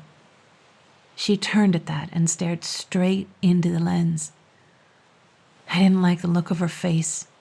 Somehow, with its edges cut hard all around and its 2 eyes closed down to slits like a cat's, it made a kind of mask. "And then," I went on, uneasy enough, "and then where'd all their music be of a sudden, and their goings-on, and their singing, and dancing?" She clipped me off so quick it took my breath. Dancing?" said I. "That's dance music," said she. She was looking at the boat again. "How do you know?" I felt I had to keep on talking. "Well, sir," she laughed. I looked at her. She had on a shawl of some stuff or other that shined in the light. She had it pulled tight around her with her 2 hands in front at her breast, and I saw her shoulders swaying in tune. "How do I know?" she cried. Then she laughed again, the same kind of laugh. It was queer, sir, to see her and to hear her. She turned quick as that and leaned toward me. "Don't you know how to dance, Ray?" said she. "No," I managed, and I was going to say Aunt Anna, but the thing choked in my throat. I tell you, she was looking square at me all the time with her 2 eyes and moving with the music as if she didn't know it. By heavens, sir, it came over me all of a sudden that she wasn't so bad looking after all. I guess I must have sounded like a fool. You see," said I. "She's cleared the rip there now, and the music's gone. You hear?" "Yes," said she, turning back slow. "That's where it stops every night. Night after night. It stops just there at the rip." When she spoke again, her voice was different. I'd never heard the like of it, thin and taut as a thread. It made me shiver, sir. "I hate 'em," that's what she said. "I hate 'em all. I'd like to see 'em dead. I'd love to see 'em torn apart on the rocks night after night. I could bathe my hands in their blood night after night." And do you know, sir, I saw it with my own eyes, her hands moving in each other above the rail. But it was her voice, though. I didn't know what to do or what to say, so I poked my head through the railing and looked down at the water. I don't think I'm a coward, sir, but it was like a cold, ice-cold hand taking hold of my beating heart. When I looked up finally, she was gone. By and by I went in and had a look at the lamp, hardly knowing what I was about. Then, seeing by my watch it was time for the old man to come on duty, I started to go below. In the Seven Brothers, you understand, the stair goes down in a spiral through a well against the south wall, and first there's the door to the keeper's room, and then you come to another, and that's the living room, and then down to the storeroom, and at night, if you don't carry a lantern, it's as black as the pit. Well, down I went, sliding my hand along the rail, and as usual I stopped to give a rap on the keeper's door in case he was taking a nap after supper. Sometimes he did. I stood there, blind as a bat, with my mind still up on the walk-around. There was no answer to my knock. I hadn't expected any. Just from habit, and with my right foot already hanging down for the next step, I reached out to give the door one more tap for luck. Do you know, sir, my hand didn't fetch up on anything. The door had been there a second before, and now the door wasn't there. My hand just went on going through the dark, on, and I didn't seem to have sense or power enough to stop it. There didn't seem any air in the well to breathe, and my ears were drumming to the surf. That's how scared I was, and my hand touched the flesh of a face, and something in the dark said, "Oh," no louder than a sigh. Next thing I knew, sir, I was down in the living room, warm and yellow lit, with Fedderson cocking his head at me across the table where he was at that eternal Jacob's ladder of his. "What's the matter, Ray?" said he. "Lord's sake, Ray!" "Nothing," said I. Then I think I told him I was sick. That night I wrote a letter to A.L. Peters, the grain dealer in Duxbury, asking for a job, even though it wouldn't go ashore for a couple of weeks. Just the writing of it made me feel better. It's hard to tell you how those 2 weeks went by. I don't know why, but I felt like hiding in a corner all the time. I had to come to meals, but I didn't look at her, though not once, unless it was by accident. Fedderson thought I was still ailing and nagged me to death with advice and so on. One thing I took care not to do, I can tell you, and that was to knock on his door till I'd made certain he wasn't below in the living room, though I was tempted to. Yes, sir, that's a queer thing, and I wouldn't tell you if I hadn't set out to give you the truth. Night after night, stopping there on the landing in that black pit, the air gone out of my lungs and the surf drumming in my ears and the sweat standing cold on my neck and one hand lifting up in the air. God forgive me, sir. Maybe I did wrong not to look at her more, drooping about her work in her gingham apron with her hair stringing. When the inspector came off with the tender that time, I told him I was through. That's when he took the dislike to me, I guess, for he looked me kind of sneering and said, soft as I was, I'd have to put up with it till next relief. And then, said he, there'd be a whole house cleaning at Seven Brothers because he'd gotten Fedderson the berth at Kingdom Come, and with that he slapped the old man on the back. I wish you could have seen Fedderson, sir. He sat down on my cot as if his knees had given way. Happy? You'd think he'd be happy with all his dreams come true. Yes, he was happy, beaming all over. For a minute. Then, sir, he began to shrivel up. It was like seeing a man cut down in his prime before your eyes. He began to wag his head. "No," said he. No, it's not for such as me. I'm good enough for 7 brothers, and that's all, Mr. Bayliss. That's all." And for all the inspector could say, that's what he stuck to. He'd figured himself a martyr so many years, nursed that injustice like a mother with her firstborn, sir, and now in his old age, so to speak, they weren't to rob him of it. Fedderson was going to wear out his life in a second-class light, and folks would talk. That was his idea. I heard him hailing down as the tender was casting off. "See you tomorrow, Mr. Bayliss." "Yep. Coming ashore with the wife for a spree. Anniversary." "Yep." But he didn't sound much like a spree. They had robbed him, partly, after all. I wondered what she thought about it. I didn't know till night. She didn't show up to supper, which Fedderson and I got ourselves. Had a headache, he said. It was my early watch. I went and lit up and came back to read a spell. He was finishing off the Jacob's Ladder and thoughtful, like a man that's lost a treasure. Once or twice I caught him looking about the room on the sly. It was pathetic, sir. Going up the second time, I stepped out on the walk-around to have a look at things. She was there, on the seaward side, wrapped in that silky thing. A fair sea was running across the ledge, and it was coming on a little thick, not too thick. Off to the right, the Boston boat was blowing woom, woom, creeping up on us, quarter speed. There was another fellow behind her in a fisherman's conch further ashore. I don't know why, but I stopped beside her and leaned on the rail. She didn't appear to notice me one way or another. We stood and we stood, listening to the whistles, and the longer we stood, the more it got on my nerves, her not noticing me. I suppose she'd been too much on my mind lately. I began to be put out. I scraped my feet. I coughed. By and by I said out loud, "Look here, I guess I better get the foghorn and give these fellas a toot." "Why?" said she, without moving her head, calm as that. "Why?" It gave me a turn, sir. For a minute I stared at her. "Why? Because if she don't pick up this light before very many minutes, she'll be too close in to wear. Tide'll have her on the rocks, that's why." I couldn't see her face, but I could see one of her silk shoulders lift a little, like a shrug. And there I kept on staring at her, a dumb one, sure enough. And I know what brought me to was hearing the Boston boat's 3 sharp toots as she picked up the light, mad as anything, and swung her helm aport. I turned away from her, sweat stringing down my face, and walked around to the door. It was just as well, too, for the feed pipe was plugged in the lamp and the wicks were popping. She'd have been out in another 5 minutes, sir. When I'd finished, I saw that woman standing in the doorway. Her eyes were bright. I had a horror of her, sir, a living horror. "If only the light had been out," said she, low and sweet. "God forgive you," said I. "You don't know what you're saying." She went down the stair into the well, winding out of sight, and as long as I could see her, her eyes were watching mine. When I went myself, after a few minutes, she was waiting for me on that first landing, standing still in the dark. She took hold of my hand, though I tried to get it away.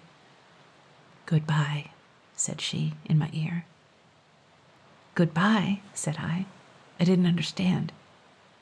"You heard what he said today, about Kingdom Come? Be it so, on his own head. I'll never come back here. Once I set foot ashore, I've got friends in Brightonborough, Ray." I got away from her and I started on down, but I stopped. "Brightonborough?" I whispered back. "Why do you tell me?" My throat was raw to the words, like a sore. "So you'd know," said she. Well, sir, I saw him off the next morning, down that new Jacob's Ladder into the dinghy boat, her in a dress of blue velvet and him in his best cutaway and derby, rowing away, smaller and smaller, the two of them. And then I went back and sat on my cot, leaving the door open and the ladder still hanging down the wall, along with the boat falls. I don't know whether it was relief or what. I suppose I must have been worked up even more than I'd thought those past weeks, for now it was all over, I was like a rag. I got down on my knees, sir, and prayed to God for the salvation of my soul, and when I got up and climbed to the living room, it was 12:30 by the clock. There was rain on the windows, and the sea was running blue-black under the sun. I'd sat there all that time, not knowing there was a squall. It was funny.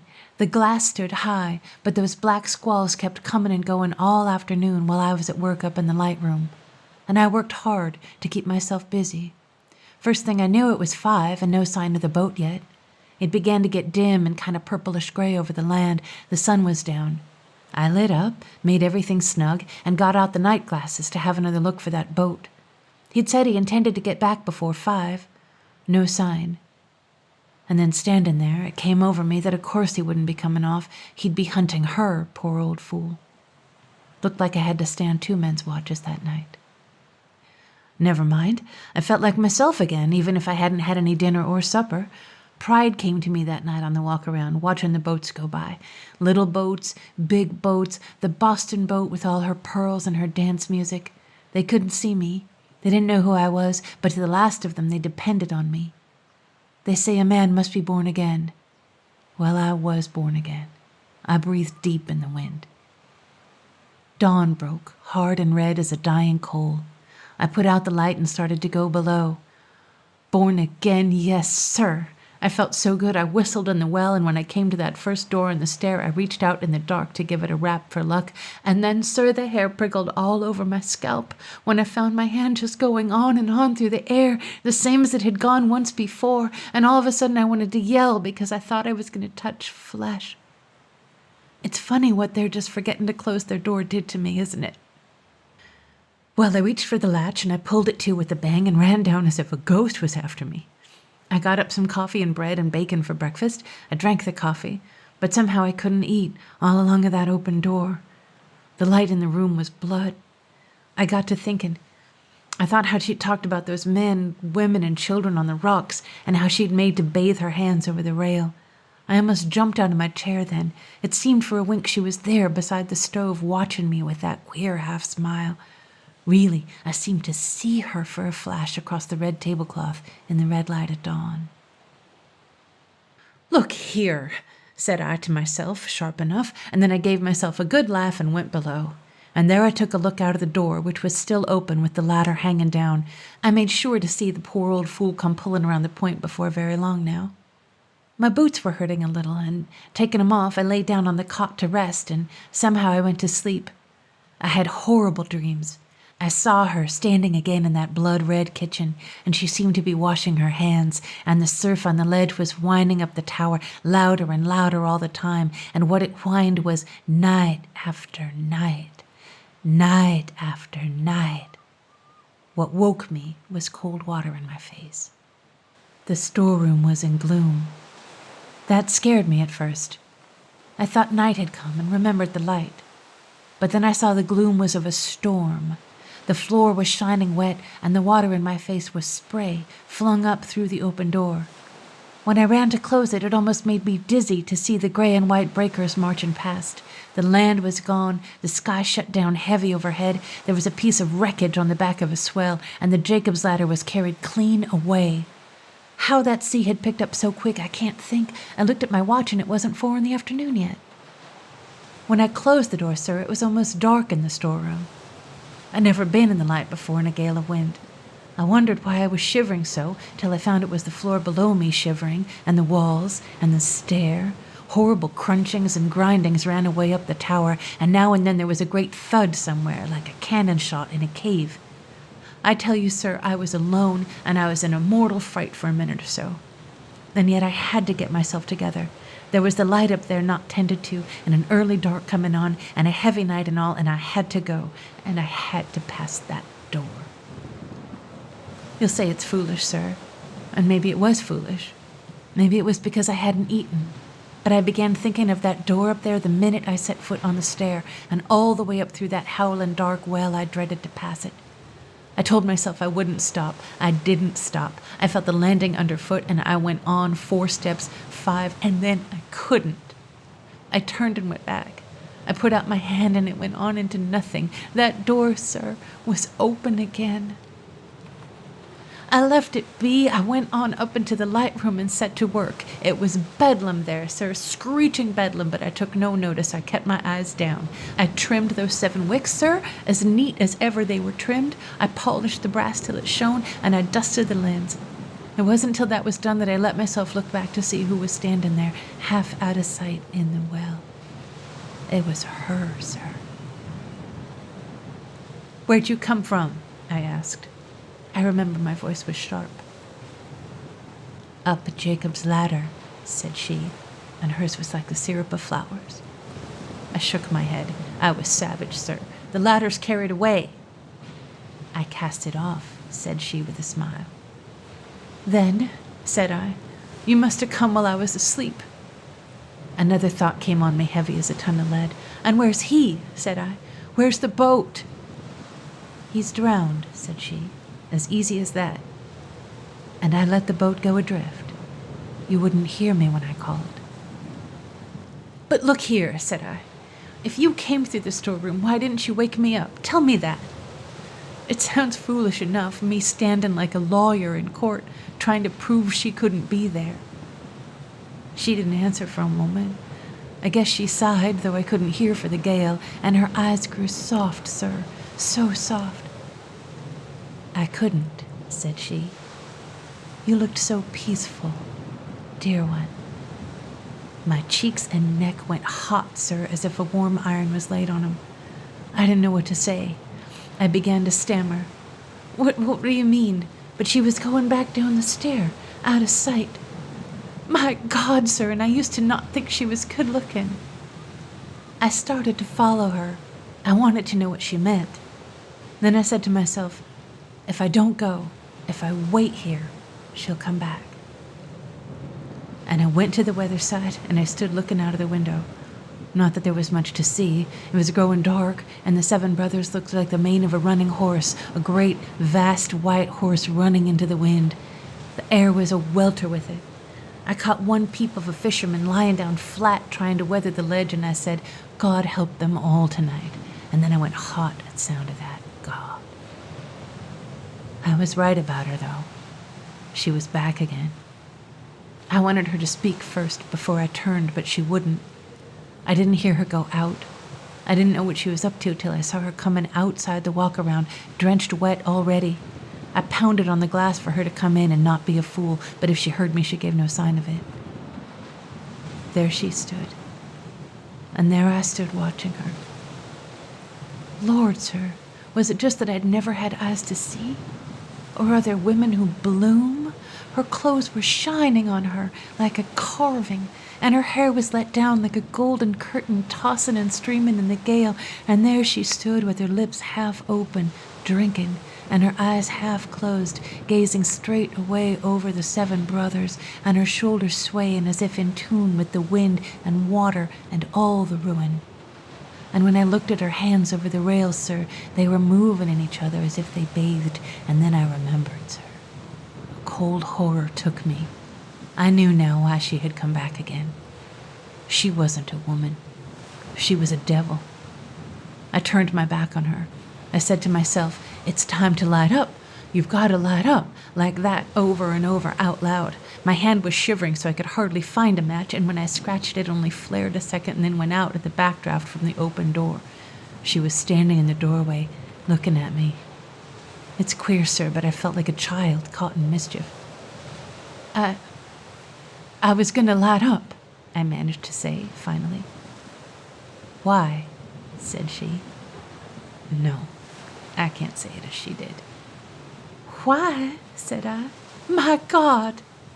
She came nearer, laughing, as if with pity, low, you know. Your God? And who is your God? What is God? What is anything on a night like this? I drew back from her.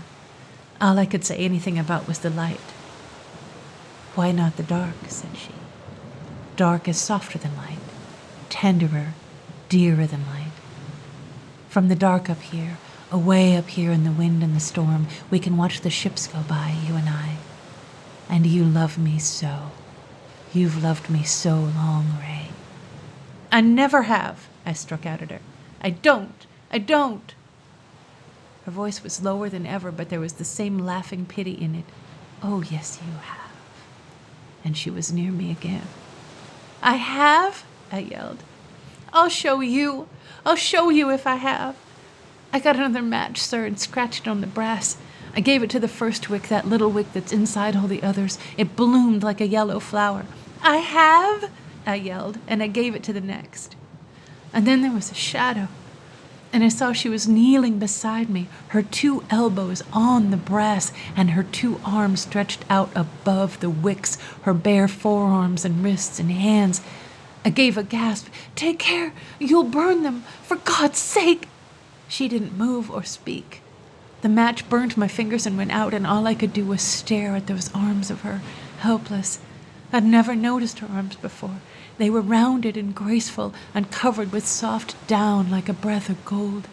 Then I heard her speaking close to my ear. Pretty arms, she said. Pretty arms. I turned. Her eyes were fixed on mine. They seemed heavy, as if with sleep, and yet between their lids there were 2 wells, deep, and as if they held all the things I'd ever thought or dreamed in them. I looked away from them at her lips. Her lips were red as poppies, heavy with redness. They moved, and I heard them speaking. Poor boy, you love me so, and you want to kiss me, don't you? No, said I, but I couldn't turn around. I looked at her hair. I'd always thought it was stringy hair. Some hair curls naturally with damp, they say, and perhaps that was it, for there were pearls of wet on it, and it was thick and shimmering around her face, making soft shadows by the temples.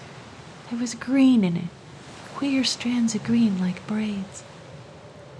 What is it? Said I. Nothing but weed, said she, with that slow, sleepy smile. Somehow or other, I felt calmer than I had any time. Look here, said I. I'm going to light this lamp. I took out a match, scratched it, and touched the 3rd wick. The flame ran round, bigger than the other 2 together, but still her arms hung there. I bit my lip. By God, I will, said I to myself, and I lit the 4th. It was fierce, sir, fierce, and yet those arms never trembled. I had to look around at her. Her eyes were still looking into mine, so deep, and her red lips were still smiling with that queer, sleepy droop. The only thing was that tears were raining down her cheeks, big, glowing, round, jeweled tears. It wasn't human, sir. It was like a dream. Pretty arms, she sighed.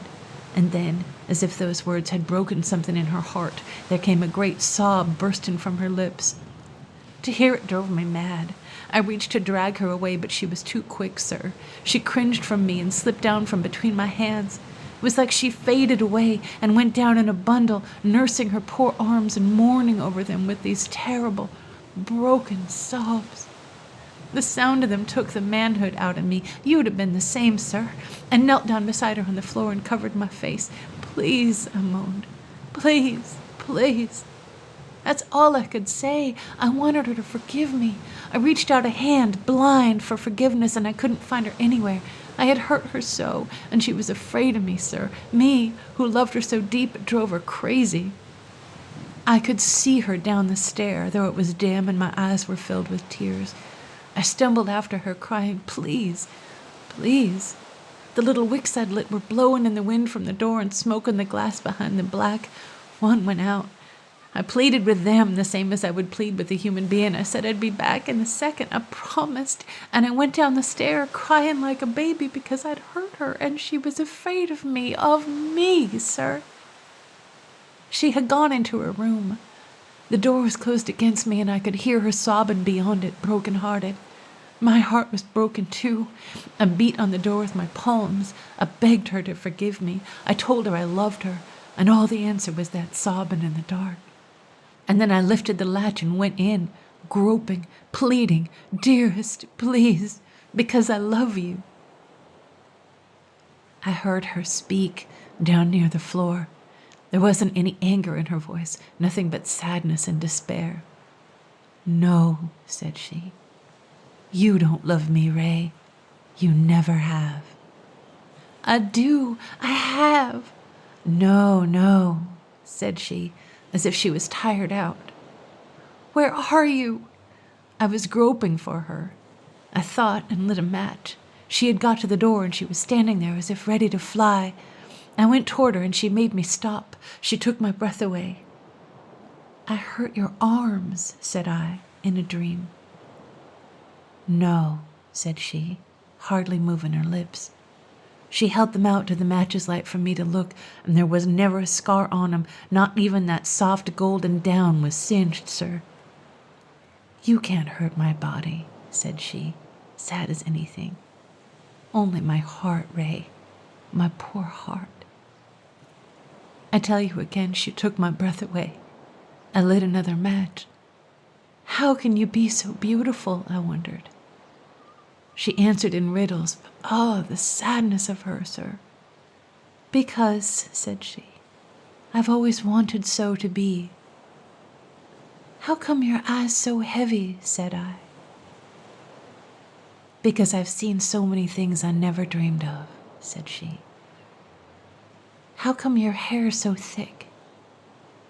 "It's the seaweed makes it thick," said she, smiling queer.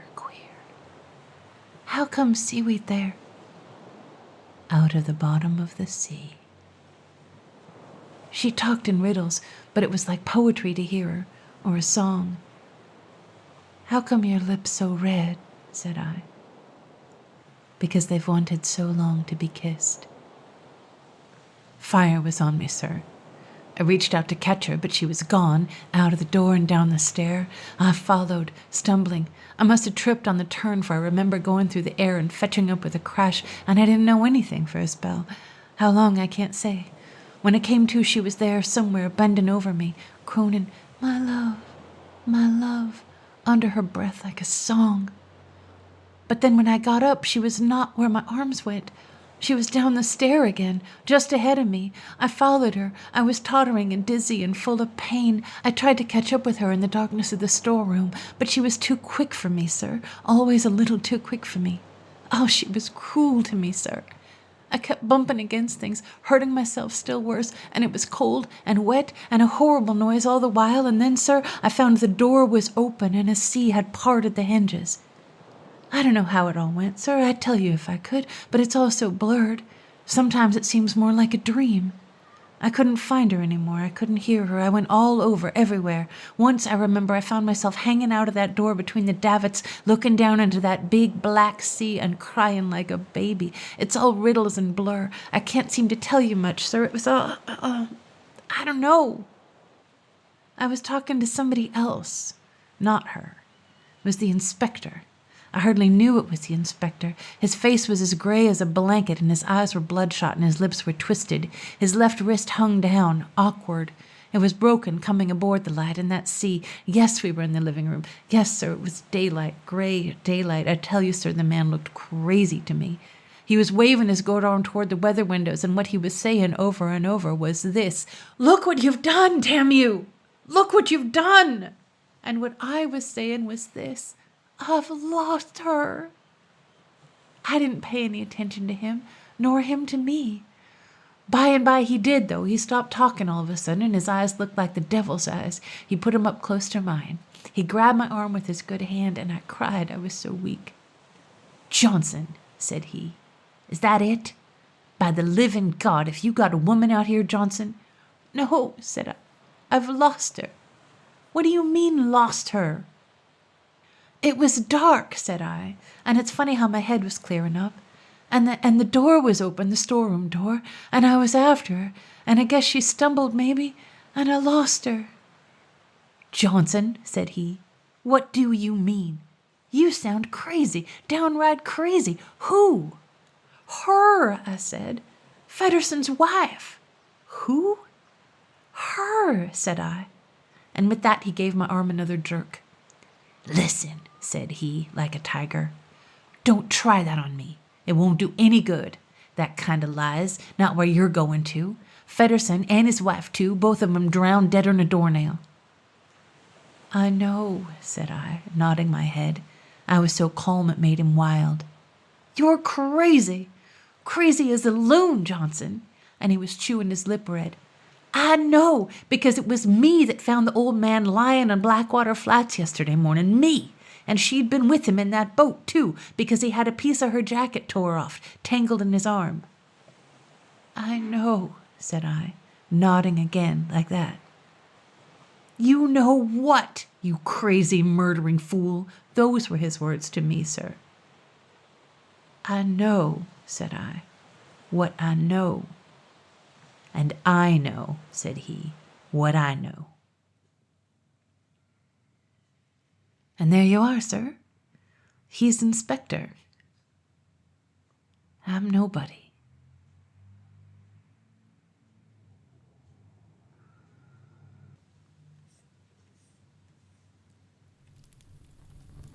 On a dreary night in December, 3 gentlemen were seated in a painter's studio.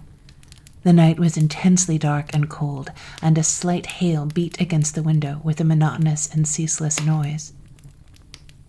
The studio was immense and gloomy, the sole light within it proceeding from a stove around which the 3 were seated. Although they were bold, and of the age when men are most jovial, the conversation had taken, in spite of their efforts to the contrary, a reflection from the dull weather without, and their jokes and frivolity were soon exhausted. In addition to the light which issued from the crannies of the stove, there was another emitted from a bowl of spirits, which was ceaselessly stirred by one of the young men as he poured from an antique silver ladle some of the flaming spirit into the quaint old glasses from which the students drank.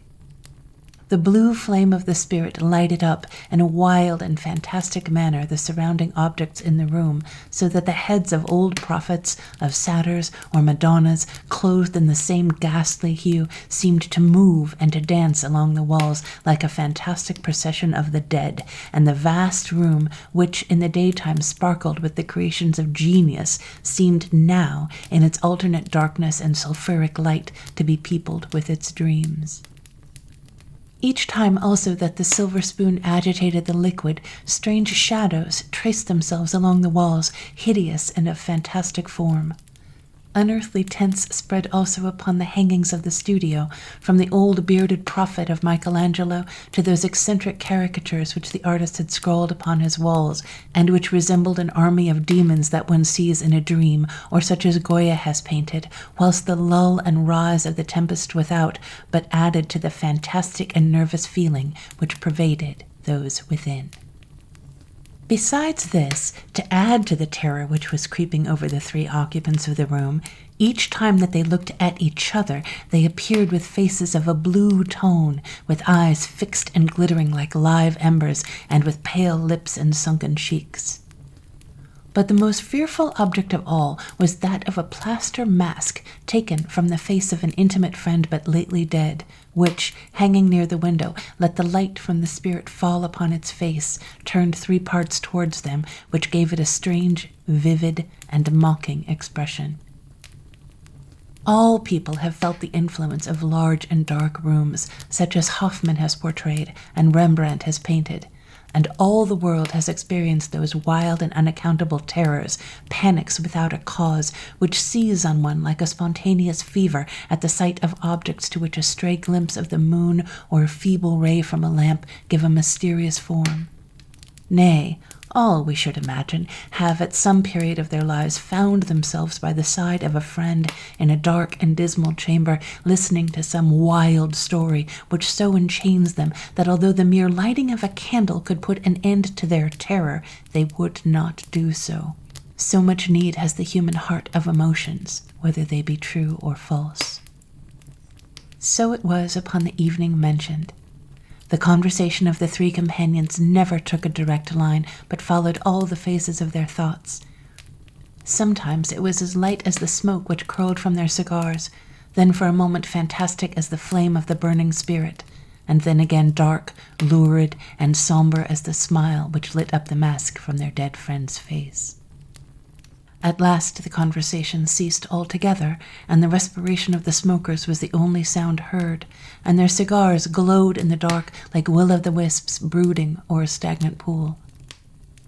It was evident to them all that the first who should break the silence, even if he spoke in jest, would cause in the hearts of the others a start and tremor, for each felt that he had almost unwittingly plunged into a ghastly reverie. "Henry," at last said one, again dipping the spoon into the flaming spirit, "hast thou read Hoffman?" "I should think so," said Harry. "What think you of him?" "Why, that he writes admirably, and moreover, what is more admirable, in such a manner that you see at once he almost believes that which he relates. As for me, I know very well that when I read him of a dark night, I am obliged to creep to bed without shutting my book, and without daring to look behind me." "Indeed, then you love the terrible and fantastic?" "I do," said Henry. "And what do you think of such romances?" asked the questioner, addressing the third. "I like them much," was the answer. "Good. Then I will tell you a strange story which happened to myself." "I presumed as much," said Henry. "An adventure in which you are the hero?" asked the third. "Yes, I myself. I must again, before I commence, assure you that I am the hero of this strange adventure." "Go on, then. We will listen." The silver spoon fell from his fingers into the bowl. The flame of the spirit, not enlivened by agitation, faded out little by little, and in a few moments they were in almost complete darkness, a warm light only being thrown upon their legs by the fire in the stove. He began his story. One midwinter evening, it might be about a year ago, the weather was just as it is now. The same cold, the same sleet and hail, the same dullness. You know my profession is that of a surgeon, and on that day I had a great many cases to attend, so that after having made my last visit, instead of going, as I sometimes did, to the theatre, I made haste home. I then dwelt in one of the most deserted streets of the Faubourg Saint-Germain. I was very tired, and I quickly got to bed. I extinguished the lamp and amused myself with gazing at my fire, watching the great shadows which each little flame made dance upon my bed curtains. Then at last my eyes shut, and I fell asleep. It might have been an hour after I first closed my eyes when I felt some person shaking me roughly. I awoke with a start, and not in the very best temper, and stared with some surprise at my nocturnal visitor. It was my manservant. "Sir," said he, "rise at once. You are sent for to a young lady who is dying." "Where does she live?" said I. "Nearly opposite, but there is a messenger downstairs who will take you to her." I rose, and thinking that at such a moment my toilette was of little consequence, dressed myself in haste. I took my instrument case and followed the man who had come for me. It rained in torrents. Happily, however, I had only the street to cross, and I was almost immediately at the house of the person who required my assistance. She dwelt in a large and aristocratic hotel. I had to cross a wide courtyard and to ascend a stone staircase which ran up outside the building. Then, passing a vestibule wherein some servants were waiting to show me upstairs, I was at once conducted to the chamber of the sick lady. It was a very large room, furnished throughout with oaken furniture, very ancient and beautifully carved. A maidservant showed me into the chamber and then left me.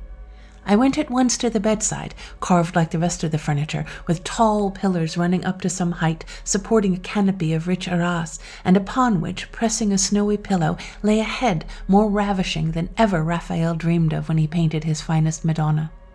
Locks, bright and golden as a wave of Pactolus, floated around her face. Her eyes were nearly closed, and her mouth partly open, discovering a row of teeth beautifully even and as white as pearls. Her neck surpassed the lily in whiteness, and when I took her hand I saw so fine an arm that it recalled to me those which Homer has assigned to Juno. I remained there, forgetful of the cause for which I came, gazing at her and recalling nothing like her in my recollections or my dreams, when she turned toward me and, opening her large blue eyes, said to me, "I suffer much." Still, there was, I found, little the matter with her. I took my lancet, but at the moment of touching an arm so beautiful and white, my hand trembled. However, the feelings of the doctor triumphed over those of the man. I opened a vein. There came from her blood pure and bright as melted coral. She fainted. I did not wish to quit her. I remained with her. I felt a secret happiness in holding, as it were, the life of so beautiful a being in my hands. I staunched the blood. She opened her eyes by degrees, carried the hand she had free to her bosom, turned toward me, and fixed upon me a grateful look. "Thank you," she said. "I suffer less." She had about her such beauty that I felt rooted to my place, counting each pulsation of my heart against the throb of her pulse, listening to her respiration, which each time grew less feverish, and thinking to myself that if ever there existed a heaven upon earth, it must be in the love of such a woman as I saw before me. She slept. I remained, almost kneeling by the side of her bed. A lamp of alabaster suspended from the ceiling threw its golden light upon all the room. The woman who had come with me had gone away to announce that her mistress was better and had no further need of any of the servants. I was alone, and there she lay, calm and beautiful as an angel who has fallen asleep in the midst of a prayer. As for me, I was madly in love. However, I felt that I could no longer remain there. I retired, therefore, without making a noise so as not to waken her. I ordered some little things to be given her when she woke, and I left word that I would return the next day. When I reached my home, I could no longer sleep. I lay awake, thinking of her. I felt that the love of such a woman would be an eternal enchantment made up of reverie and delight. With these thoughts of her, I passed away the night, and when the day came, I was still madly in love. Madly! I was a maniac.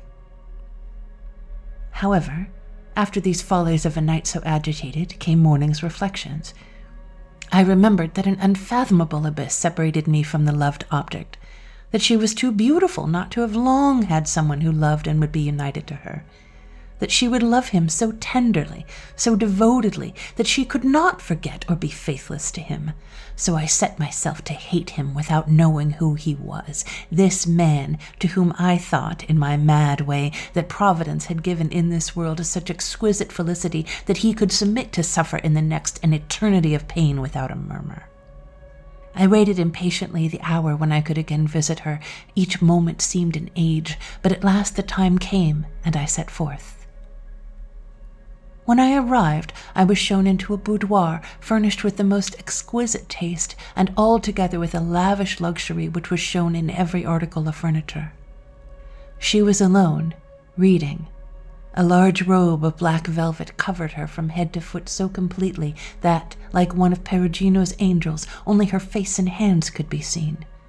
She held coquettishly in a scarf the arm from which I had bled her, and was holding to the fire her two pretty little feet, which did not seem formed for our earth, and there she sat, looking so pure and beautiful that I thought her an ideal of one of the angels. She held out her hand and bade me sit down beside her. "So soon up, madam," said I. "You are surely imprudent." "No," she said. "I'm quite strong." She smiled sweetly as she said it. "Besides, I have slept well, and am, moreover, not very ill." "You said, however, that you suffered." "More in mind than in body," said she with a sigh. "You are sad, madam." "Oh, deeply so," she returned. "But happily, Providence is also a physician, and has found for grief a universal panacea, forgetfulness." "But," said I, "there are some griefs which kill." "True," she said, "but the grave and forgetfulness, are they not the same? One is the tomb of the body, the other that of the heart. There is no other difference." "But you, madam, how can you suffer grief? You are too high to be touched by it. Sorrow should pass beneath you like clouds pass under the feet of angels. To us come storms and lightning, to you the blue serenity of heaven." "Ah," she said, "'tis there you deceive yourself. There all of your science ends. Your knowledge does not reach the heart." "Well," said I, "try at least, madam, to forget. God sometimes permits a joy to succeed grief, and a smile to follow on our tears, and 'tis also true that when the heart of one he tries is too wide to refill of itself, and when the wound is too deep to heal without succor, he sends across the path of such a one a soul which can comprehend and know it. For he knows that we suffer less in suffering together, and that a moment must come when the desolate heart must leap again with joy, and when the deadly wound must heal." "And what is the prescription, doctor," said she, "by which you would heal such a wound?" "That must be according to the patient," I returned. "To some I should counsel faith, to others love." "You are right," she answered. "They are the two sisters of charity who visit the soul." Then ensued a long silence, during which I fixed my eyes upon that sweet countenance on which the light which peeped through the silken curtains cast such a charming tint, upon the beautiful tresses which now no longer floated over her face like a veil, but which were banded on her temples and were drawn behind her ears. The conversation had taken from the beginning a sad cast, but by this the beautiful being before me seemed more radiant than before, diademed as she was with the triple crown of beauty, love, and grief. Thus I remained gazing at her, not so mad as I was on the first evening, but the more collected by her quietude. If that moment had made her mine, I should have fallen at her feet, I should have taken her hands, I should have wept with her as a sister, and whilst I reverenced her as an angel, I should have consoled her as a woman. But I was yet ignorant what grief it was which she should forget, or what had caused the deep wound still unhealed. And this was what I had to find out, for between the physician and the patient there was not as yet sufficient confidence for her to own her sorrow, although there had been enough for her to confess the cause. Nothing, however, that I could divine gave me the clue. No one had called at the hotel to inquire for her. None appeared to trouble themselves as lovers would about her. Her grief, then, must lay in the past, and must be reflected alone in the present. "Doctor," said she to me, suddenly awakening from her reverie, "can I soon dance?" "Yes, madam," I answered, astonished at the question. "Because you must know that I must give a ball which I have promised for some long time. You must come, will you not? You will have very little opinion of my illness, which, making me dream all day, does not hinder me from dancing all night. My grief, however, is one of those which must be concealed in the depths of one's heart, so that the world may learn nothing. There are tortures which must be masked with a smile, lest anyone should guess them. Mine I wish to keep to myself as closely as some would conceal a hidden joy. The world around me envies me as beautiful and happy. It is a deception of which I do not wish to rob them. This is why I appear gay and dance. Surely do I weep on the morrow, but I weep alone." As she said these words, she threw upon me a glance inexpressibly sweet and confiding, and added, "You will come. Come soon, will you not?"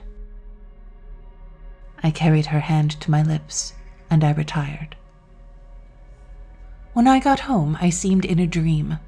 My windows looked upon hers. I remained all the day looking at them, and all the day they were closed and dark. I forgot everything for this woman. I slept not. I ate nothing.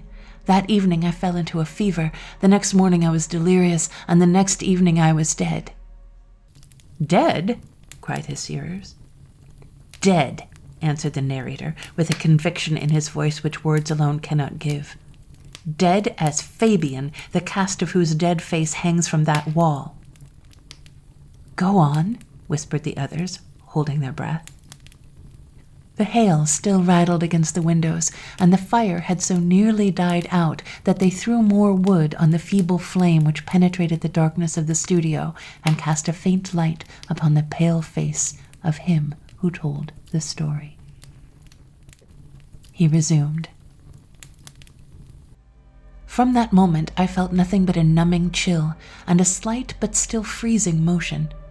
The latter was doubtless that of being put into the grave. I had been buried for some time, I do not exactly know how long, for there is no timekeeping in the grave, when I heard someone calling my name. I shook with cold and fear without being able to answer. After a lapse of some moments, I was again called. I made an effort to speak, and then felt the bandage which wrapped me from head to foot. It was my shroud. At last, I managed feebly to articulate, "Who calls?" "'Tis I," said a voice. "Who art thou?" I, was the answer, and the voice grew weaker, as if it was lost in the distance, or as if it was but the icy rustle of the trees. A third time my name sounded on my ears, but now it seemed to run from tree to tree, as if it whistled in each dead branch, so that the entire cemetery repeated it with a dull sound. Then I heard a noise of wings, as if my name, pronounced in the silence, had suddenly awakened a troop of night birds. My hands, as if by some mysterious power, sought my face. In silence, I undid the shroud which bound me and tried to see. It seemed as if I had awakened from a long sleep. I was cold. I then recalled the dread fear which oppressed me and the mournful images by which I was surrounded. The trees had no longer any leaves upon them and seemed to stretch forth their bare branches like huge specters. A single ray of moonlight which shone forth showed me a long row of tombs forming a horizon around me and seeming like the steps which might lead to heaven. All the vague voices of the night which seemed to preside at my awakening were full of terror. I turned my head and sought for him who called me. He was seated at my side, watching me, his head leaning on his hands and his face pregnant with a terrible look and clothed with a horrible smile. Fear ran like an electric shock through me. "Who art thou?" said I, with an endeavor to gather up all my strength. "And why dost thou awaken me?" "To render you a service," he answered. "Where am I?" "In the graveyard." "Who art thou?" "A friend." "Leave me to my sleep," said I. "Listen," cried he to me. "Dost thou remember aught of the earth?" "No." "Dost thou regret anything?" "No." "How long hast thou been asleep?" "I know not." "I will tell you," he said. "Thou hast been dead 2 days, and the last word you uttered was the name of a woman instead of that of the Lord. Therefore, if Satan wished to possess it, your soul belongs to him. Dost understand me?" "Yes," I answered. "And dost thou wish to live?" Who art thou who offerest me life? Art thou Satan?" "Satan or not," was the answer, "will you live?" "Alone?" "No, you shall see her." "When?" "This very night, and at her own house." "I accept it," I cried, trying to rise. "What are thy conditions?" "I make none," said the speaker with a lurid smile. "Do you believe that, from time to time, I'm not capable of doing good? This very night she gives a ball. I will take you thither. Let us set out." "Good," cried Satan.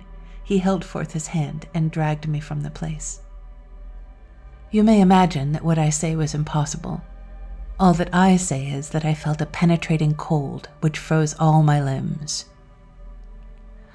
"Now," cried the fiend, "follow me. You must understand that I cannot go out by the great gate. The porter will not suffer that. Once here, there is no retreat. Follow me, therefore. We'll just go to your house, where you shall dress yourself, for you can hardly go to a ball in your present costume, especially as it is not a bal masqué. Mind and wrap yourself well up in your winding sheet, for the nights are cold, and you may feel unpleasantly touched by it."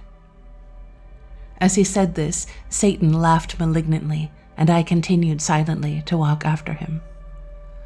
I am sure, continued he, that, in spite of the service I am doing you, you do not yet like me. You are always thus, you men, ungrateful to your friends. Not that I blame ingratitude, it is a vice upon which I pride myself, since I invented it myself, and I must say that it is one most in vogue. But I do wish to see you a little more merry. It is the only thing I ask of you. I answered not, but still followed my guide, white as a statue and as cold. I was silent, but at the pauses in the fiend's voice I could hear my teeth chatter against each other and my bones rattle in my body. "Shall we soon arrive?" said I, with effort. "Still impatient," said my guide sardonically. "You must think her very beautiful?" "As an angel," I cried. "Ah, my friend," said he with a laugh, "one must confess that you have a want of delicacy in your answers. How can you talk to me of angels, knowing I have been one? In fact, I have done for you today somewhat more than an angel could have done. I excuse you, however. One must excuse a good deal to a man who has been dead upwards of 2 days. Besides, I am, as I have told you, very good-tempered today. There has happened in the world a few things which please me very much. I did think that men were degenerate. I absolutely fancied that they were getting virtuous. But no, they are always the same, just the same as when first created. Well, today has been a rare day for me. I have seldom found things succeed so well as today. I have counted since yesterday evening 622 suicides in France alone. Among them, there has, however, been more young men than old fellows, which is a pity because they die without children and are therefore a loss to me, but 2,443 in the whole of Europe. The other parts of the world I don't count. There I am like rich capitalists who cannot count their gains. 1,200 judges who have given false judgment. Ordinarily I have more than this latter number. There are also 27 cases of atheism, cases which give me greater pleasure than all the rest put together. With these and all the others, you will find that they make together a rough aggregate of nearly 3 million souls in Europe alone. I haven't reckoned petty crimes such as theft, forgery, etc. These are merely the farthings in the gross account, so you can easily calculate in what space of time the whole world will fall into my hands at 3 million souls per day. I really fancy that I shall be obliged to enlarge my place of accommodation." "I understand your triumph," I muttered to myself as I hastened onwards. "Indeed," said Satan with a somber and melancholy air. "Do you fear me then, since you see me face to face? Am I so repulsive? Let us reason a little. What would become of your world without me? It would die of spleen. It is I who invented gold gambling. 'Tis I, love. Business, 'tis I. Thinking of these things, I cannot for the life of me understand the spite which you men seem to bear against me. Your poets, for instance, who keep talking of an ideal love, cannot understand that in raving of the love which exalts, they point out the way to that which debases, that in seeking a Diana, they manage to find an Aphrodite. Now, look, for instance, to yourself. You have just arisen from the dead. You are yet as cold as a corpse, and yet you seek the embraces of love. You see, evil survives death, and that a man who has lived a wicked life would, if he were put to the proof, prefer an eternity of his own passions to an eternity of pure and heavenly happiness." I interrupted him with, "Shall we soon get there?" For the horizon seemed to grow lighter every moment, and yet still we didn't seem to advance an inch. "How impatient you are!" ejaculated the fiend querulously.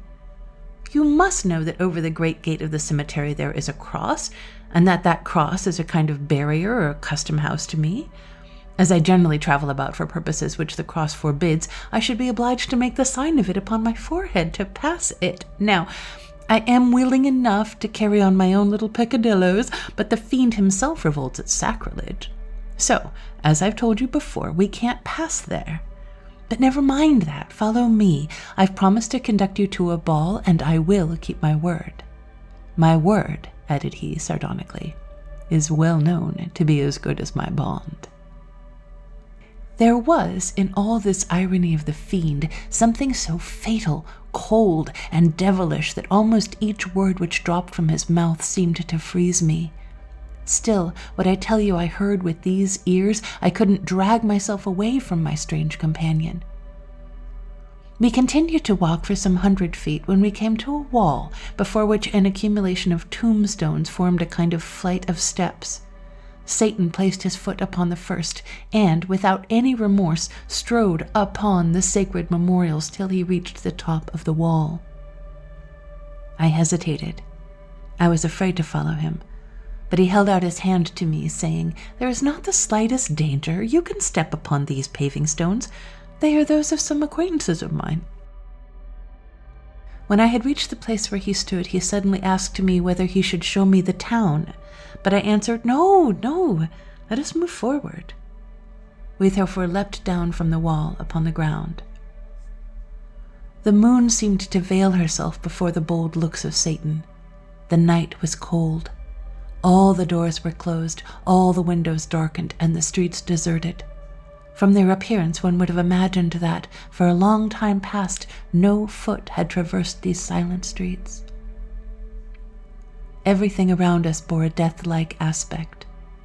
It seemed as if, when day came, no one would open their doors, that no head of woman or of child would look out of those dark, dull windows, that no step would break the silence which fell like a pall upon all around.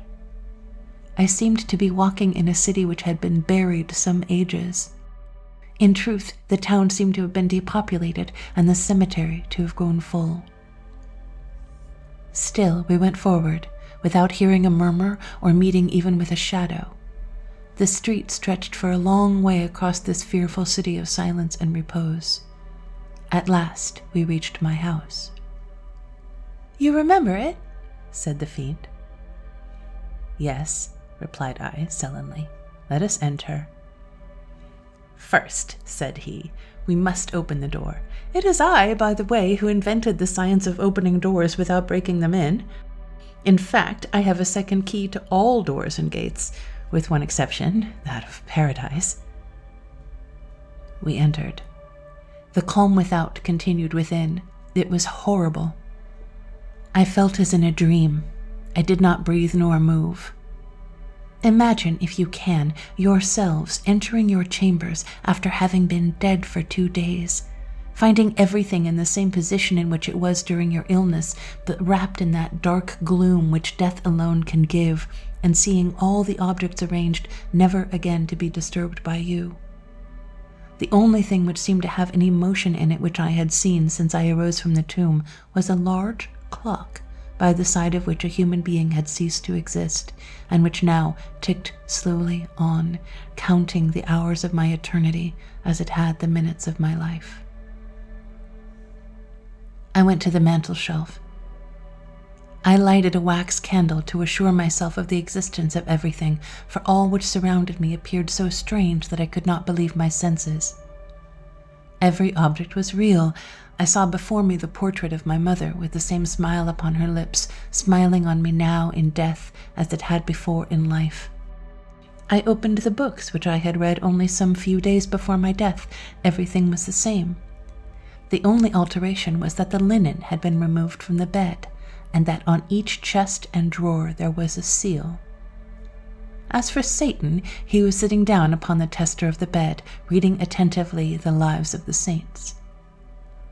I passed before a cheval glass, and I saw myself from head to foot in my strange costume, wrapped in my winding sheet, my face pale, my eyes heavy and dull. I began to doubt this life which an unknown power had returned to me. I placed my hand upon my heart. It did not beat. I carried my hand to my brow. My brow was as cold as ice. So also was my chest.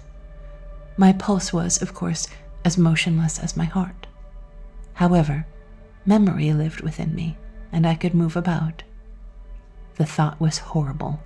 My eyes and my brain were alone really alive.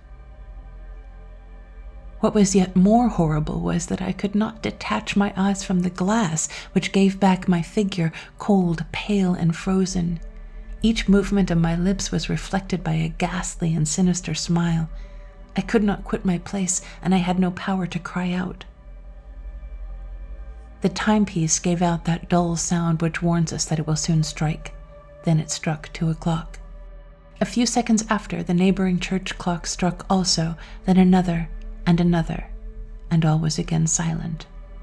By the reflection of the glass, I saw that the fiend had fallen comfortably to sleep over the volume he had tried to read. I turned round and caught my reflection in another glass with that pale clearness which a single wax candle in a vast chamber gives. I seemed haunted by myself. Fear reached its culminating point, and I cried out loud. Satan awoke. "Look," said he, not regarding my fear, "how you men try to instill virtue into others. Here is this book, absolutely so nonsensical and dull that I, who have not been to sleep for nearly 6,000 years, am obliged to take a nap over it. How is this? Are you not yet ready?" "Look at me," said I, mechanically. Come, answered my companion. "Break the seals, take your clothes and plenty of gold.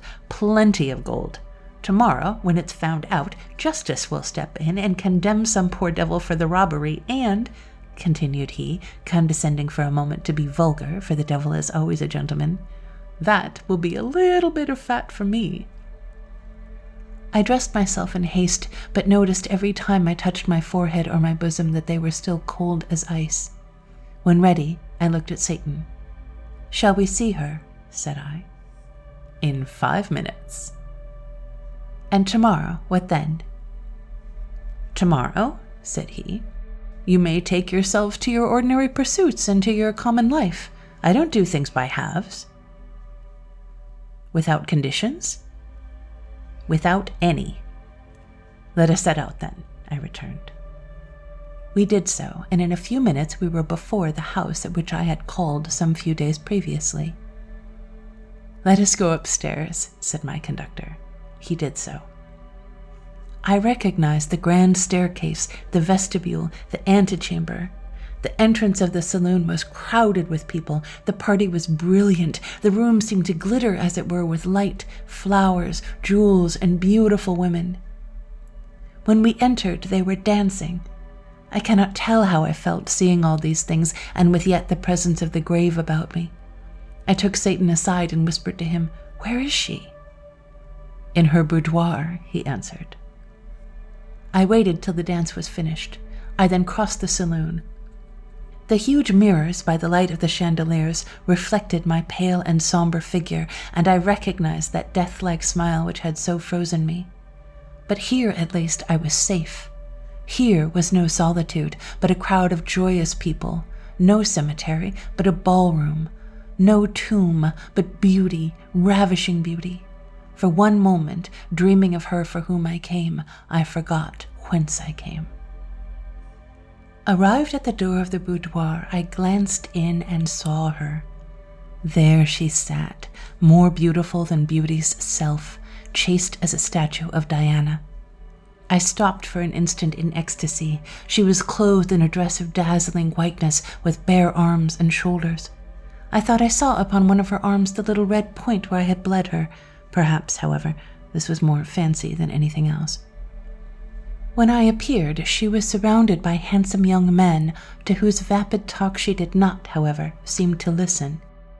Raising her beautiful eyes mechanically, she saw me, seemed to hesitate for a moment, and then, with a sweet smile, she quitted the rest and came to me. "You see," said she, "I am quite strong." As she said this, the orchestra again struck up. She continued, "And you can make proof of it if you wish. Let us waltz together." She then added some words to someone at her side. I looked toward him. It was Satan. "You have kept your word," said I.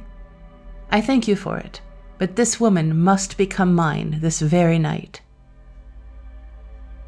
"Thou shalt have her," he said coldly, "but wipe your face before you dance. There's a worm crawling upon your cheek." So saying, he departed, leaving me more cold and ghastly than before. To restore my feelings, I pressed the arm of her for whom I had come from the grave, and thus I entered the ballroom with her.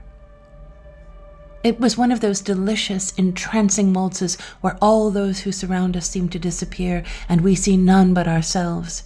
So we waltzed with our eyes fixed on each other till they seemed to make a language of their own.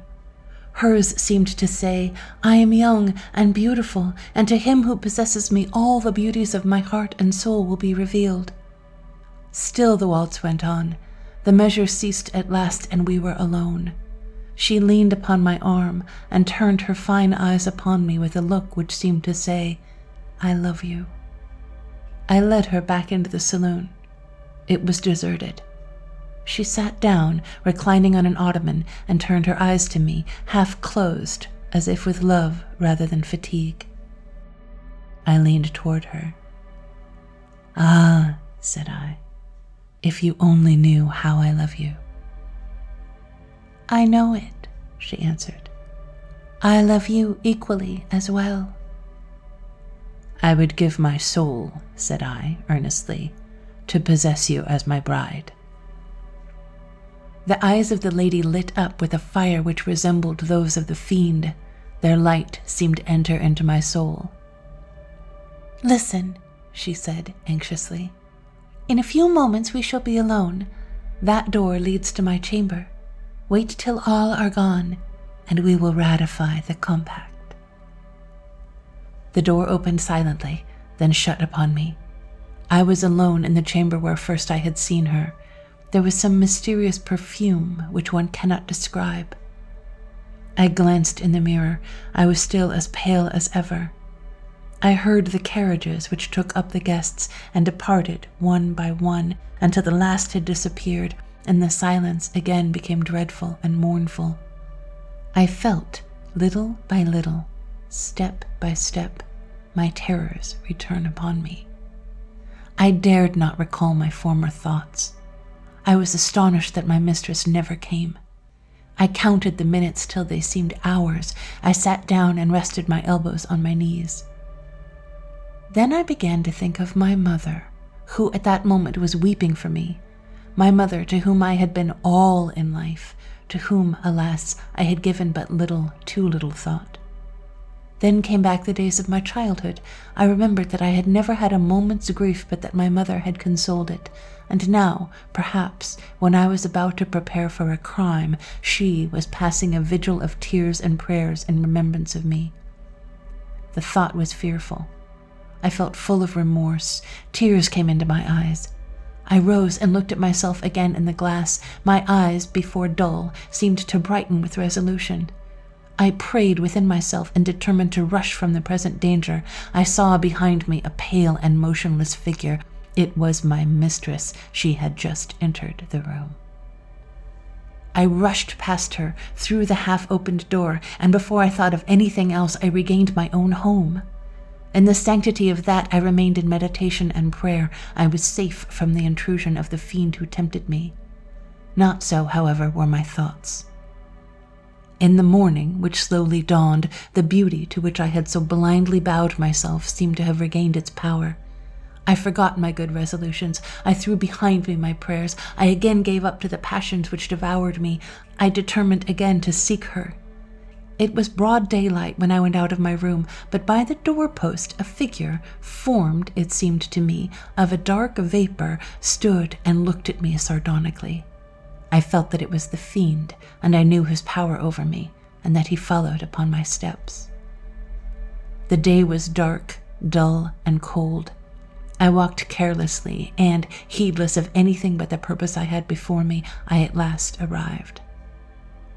At the moment I placed my foot upon the step, I saw an old man, pale and feeble, who was about to descend the flight of stairs which ran up to the door.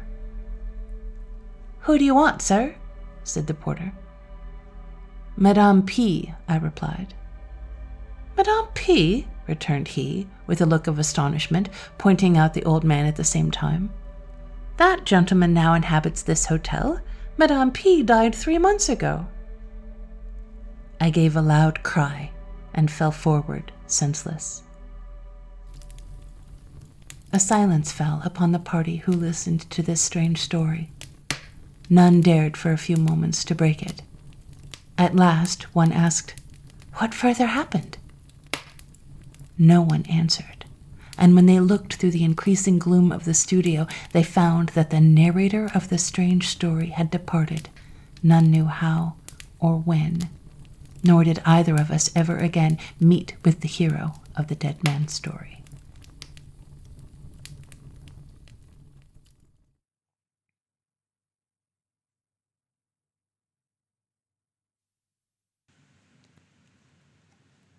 Have you heard that La Belle Marance de Claude Couture is going to be married?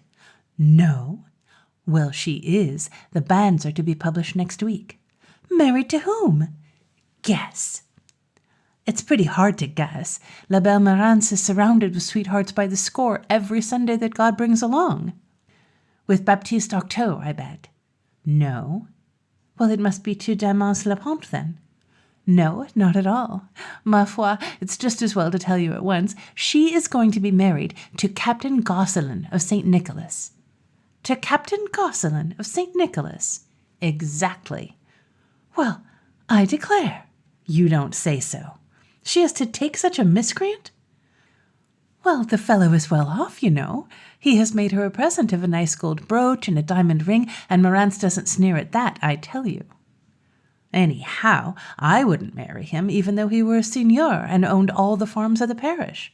Neither I, a man who has no religion, who hasn't fulfilled the Easter duties for years, who never goes to church nor to confession, who is going to be bewitched into some horrible Loup Garou some day. It's doomed fate for him if he passes 7 years without absolution for his sins. Poor Marance, it's too bad. It's no fun to have your husband converted every evening into a beast, roaming wildly along the roads and through the woods, God knows where. I'd just as soon marry old Harry himself. It is true that there would be a means of releasing him. How? By wounding him, of course, by pricking his forehead, by cutting his ear, his nose, his tail, anything at all with some sharp instrument. The main thing is to draw blood. And the beast will be again a man? At once. Why, thanks. As for me, I prefer a man that needs not to be bled. So do I, exclaimed all the girls. You believe such silly tales, cried a voice. You set of fools. The foregoing conversation was held at an old farmer's of St. Antoine de Tilly, where a number of young people from the neighborhood had gathered for a pléché de blanc indie, a corn bee, which was to be followed by a griddle cake réveillon. As can be seen, the company was indulging in a general chat, and from one subject to the other, the Loup Garou legend had fallen on the tapis. Of course, it is useless to add that the scene takes us back a great many years ago, for, fortunately, our country folk give but very little attention now to these queer superstitions of the past. The interruption brought about by the last speaker is, besides, an evidence that, even in those days, and among our illiterate people, those mysterious traditions found some unbelievers. All these are grandmother's stories, added the same voice, in answer to the almost unanimous protest which the irreverent Sally had given rise. Tut, tut, tut. It is not well to treat one's own grandmother with contempt, my young fellow, intervened an old woman, who, taking no part in the épluché, pursued silently her knitting at the light of the hearth, which threw fitful and intermittent glimmers on her long, wrinkled face. Old people know more than the young, added she. And, when you have trod my path, you'll not be so ready to scoff at those who believe in the old stories. So you believe in Loup Garous, Mother Catherine? Said the young interrupter with a provoking smile. Had you known Joachim Crete as I have, you could not but believe in them also, my friend, retorted the old woman. I have already heard of that story of Joachim Crete, said one of the hearers. Why shouldn't you tell it, Mother Catherine? I have no objection, said she, dipping her thumb and forefinger into an old horn snuff-box. It does not harm young folks to know what may happen to those who have no respect for religion and sneer at things they do not understand. It's an old saying with me that the fear of God is never out of place. Unfortunately, poor Joachim Crete didn't think so. He was not precisely what may be called a wicked man, oh no, but he was like many others of our own time. He thought of God and performed his duties only when he had nothing else to do. This is not what helps a man ahead, my friends. He wouldn't have cheated a neighbor out of a copper, no doubt. He observed Lent and Fridays as well as anyone, they said. But he partook of the Holy Sacraments at Easter time only, once a year and no more. He winked jeeringly when somebody spoke of the church collections, and besides, without being a regular drunkard, he was fond enough of the drop to go to bed every Saturday night, too fuddled to mind if his mill was running on Sunday. For I must tell you, my friends, that Joachim Crete was the proprietor of a mill, a corn mill, situated on the concession of Beausejour on the little river called La Récolle. Of course, it wasn't anything like a seigneurial mill, but it worked the best it could and ground its oats and corn anyway. I fancy I can see it yet, the old mill, seated right along the Chemin du Roi. When we used to go to catechism for our first communion, we little folk never failed to stop there for a rest. There it was that I got acquainted with the wretched man, a man about 40 who had no objection to tease little girls, I may add, without any mischievous meaning. As he was unmarried, he had fixed up a small dwelling inside the mill where he lived like a bear with a hired man by the name of Hubert Sauvagereau, a fellow who had traveled in the Pays d'Enhaut, who had lived on the rafts, who had been knocking about for years without, it was evident, having learned much for the benefit of his soul. How had he come to settle at Saint Antoine after such wanderings? Nobody ever knew. All I can say is that if Joachim Crete was not exactly a model for the parish, it was not his hired man who could give him lessons on principles, as people say. With all deference to the company, the fellow had no more religion than a dog. Never was he seen at church, never did he take off his hat to the cavalry, he hardly saluted the curé with the end of his fingers when he met him on the road. In fact, he was a man of poor reputation indeed.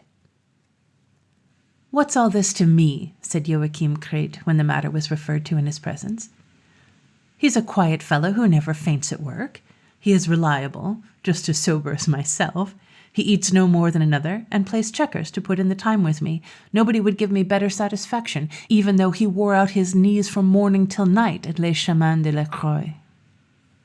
As you see by his own words, Joachim Crete was a checker player, and a good one too, for if anybody had ever won a game of polonaise against him, no one in all Saint Antoine could boast of having him seen lose more than a partie simple. But one must suppose that the fellow Sauvagereau was a pretty good match for him, as, especially when the miller had returned home from town in the course of a day with a demijohn, those who passed by the mill in the evening heard them yell, each one in his turn, "Manger! Soufflez! Franc coin! Partez nul!" and so forth, as in a rage of ambition. But let me reach the adventure you wish me to relate. On that day, it was Christmas Eve, and Joachim Crete had returned from Quebec rather tipsy, and, useless to add, with a fine stock of supplies in the box of his carriole for the festivities. The whole mill was in merriment. My grand old uncle, old José Corriveau, who had a bag full of grain to mill, called in the evening and said to Joachim Crete, "You are going to attend midnight mass, of course?" A grin was the only answer. It was Hubert Sauvagereau coming in and seating himself in the corner with his pipe. "We shall see about that," he said. "No joke, young men," added old Corriveau, walking out. "The midnight mass is not a thing to be missed." And he left with a whip in his hand. "Ha, ha, ha," laughed Sauvagereau. "But we shall first play a game of checkers, won't we, Monsieur Joachim?" "10, if you wish, old fellow, but before all we must have a smile," was the reply. And the spree had commenced. At about 11 o'clock, a neighbor by the name of Vincent Dubé knocked at the door.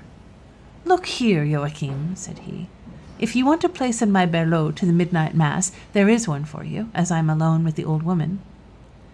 "Thank you, I've got my own horse," said Joachim Crete. "Are they going to bother us much longer with their midnight mass?" grumbled Hubert Sauvagereau when the door was closed. Let us have a drink, said the miller, and hurrah with the glasses and the checkers. The people who passed by, going to church, riding or on foot, said to each other, "Why, Joachim Kreut's mill is still running. He must have quantities to grind. Surely he won't go on working on Christmas, will he? I wouldn't be surprised, especially if his accursed Salvageur has a hand in it." And so on. In the meanwhile, the mill went on rolling, the game of checkers didn't stop, and the drinking continued. Toasts were endless.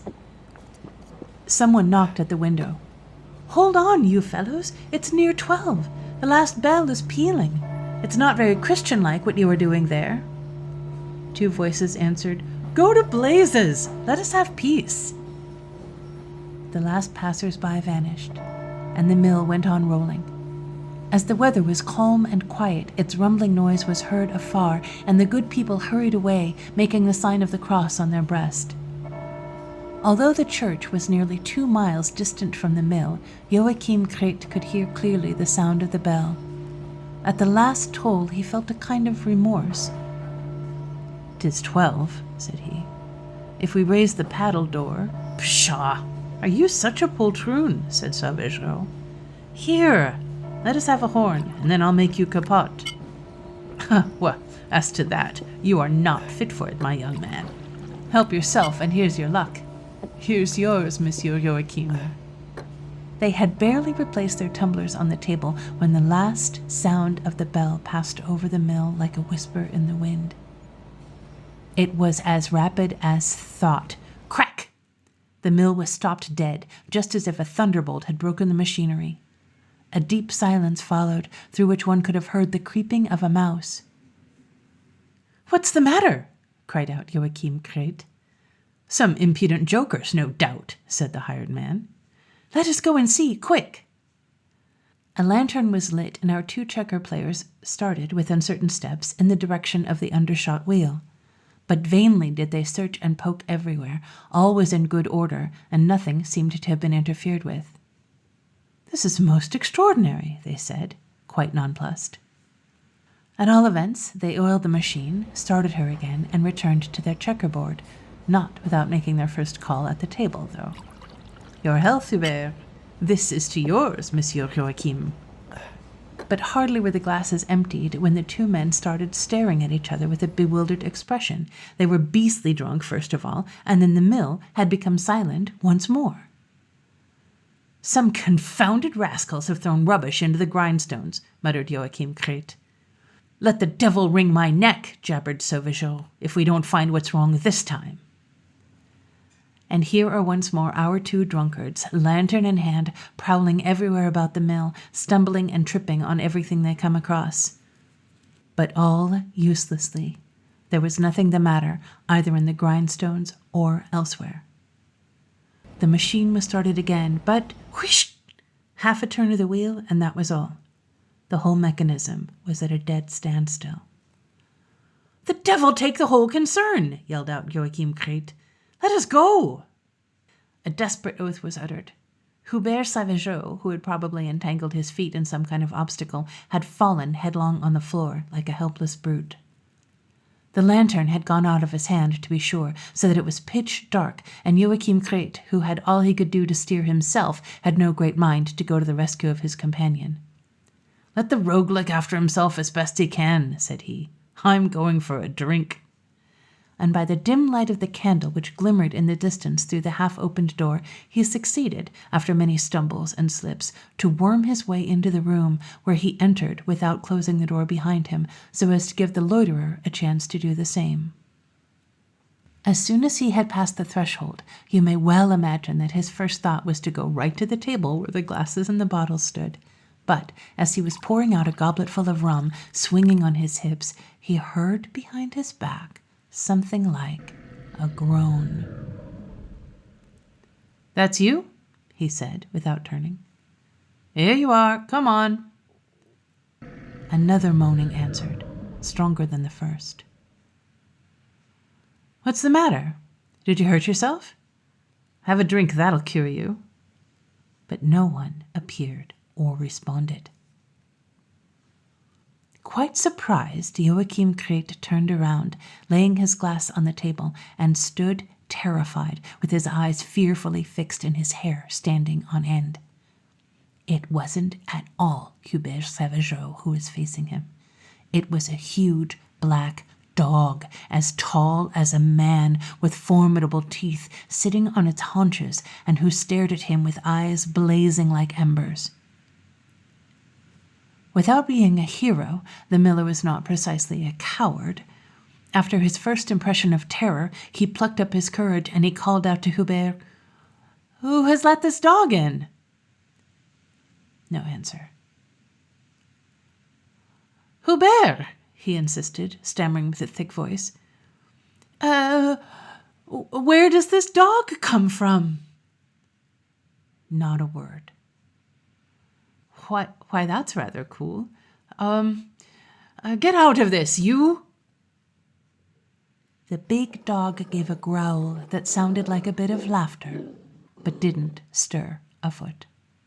And Hubert was nowhere to be seen. Joachim was anything but merry, as you may reckon. He couldn't understand what was going on, and as a dreadful fright was creeping over him again, he thought of making for the door. But the terrible dog had only to turn his head with his blazing eyes to bar the way. Seeing this, the poor man crawled backward to take refuge between the table and the bed without losing sight of the monster. The latter advanced a few steps with another hellish growl. "Hubert!" cried out the unfortunate man in a tone of horrible anguish. The dog kept moving toward him, erect on his legs, growling more and more, and keeping his burning eyes fastened on the trembling man. "Help! Help!" howled Joachim Kret, crazy with fear and backing himself up against the wall. None answered his call, but at that very moment the church bell pealing for the elevation was heard. Then a thought of repentance passed through the brains of the wretched man. "It is a Loup Garou!" cried he. "My God, forgive me!" And he fell on his knees. At the same time, the infernal beast darted upon him. Fortunately, the poor miller, while kneeling down, had felt something in the wall that caught him by the clothes. It was a reaping hook. The man instinctively seized the weapon and hit the brute right on the head. It was the matter of 1 instant. Everything disappeared in the dark. In the struggle, short as it had been, the table had been overturned, and the glasses, bottles, and candle were scattered on the floor. As to Joachim Kret, he had fainted away. When he returned to his senses, somebody was throwing cold water on his face, and a well-known voice was saying, "What has been the matter with you, Monsieur Joachim?" "Is that you, Hubert?" "As you see." "Where is he?" "Whom do you mean?" "The dog." "Which dog?" "The Loup Garou." "What?" "The Loup Garou I have released with my reaping hook." "Good heavens! Have you gone mad, Monsieur Joachim?" "I have not dreamt that, surely. And yourself, where are you from?" "From the mill." "I see. It is running now, the mill." "You can hear it." "Go and stop it right off. It must not work on Christmas." "Why, Christmas is past. It was yesterday." "How is that?" "You have been senseless for 2 days, that's all." Is it possible? But what is the matter with your ear? Blood." "It's nothing." "How did you get that? Speak out." "Don't you remember I had a fall in the mill on Christmas Eve?" "Yes." "Well, I cut my ear on the edge of a pail." Joachim Kret, my friends, sat up on his bed, haggard and shaken by a shiver of horror. "Oh, damnable wretch!" cried he. "It was you!" And the poor fellow fell back on his pillow, never to recover his wits again. He died 10 years later in a lunatic asylum.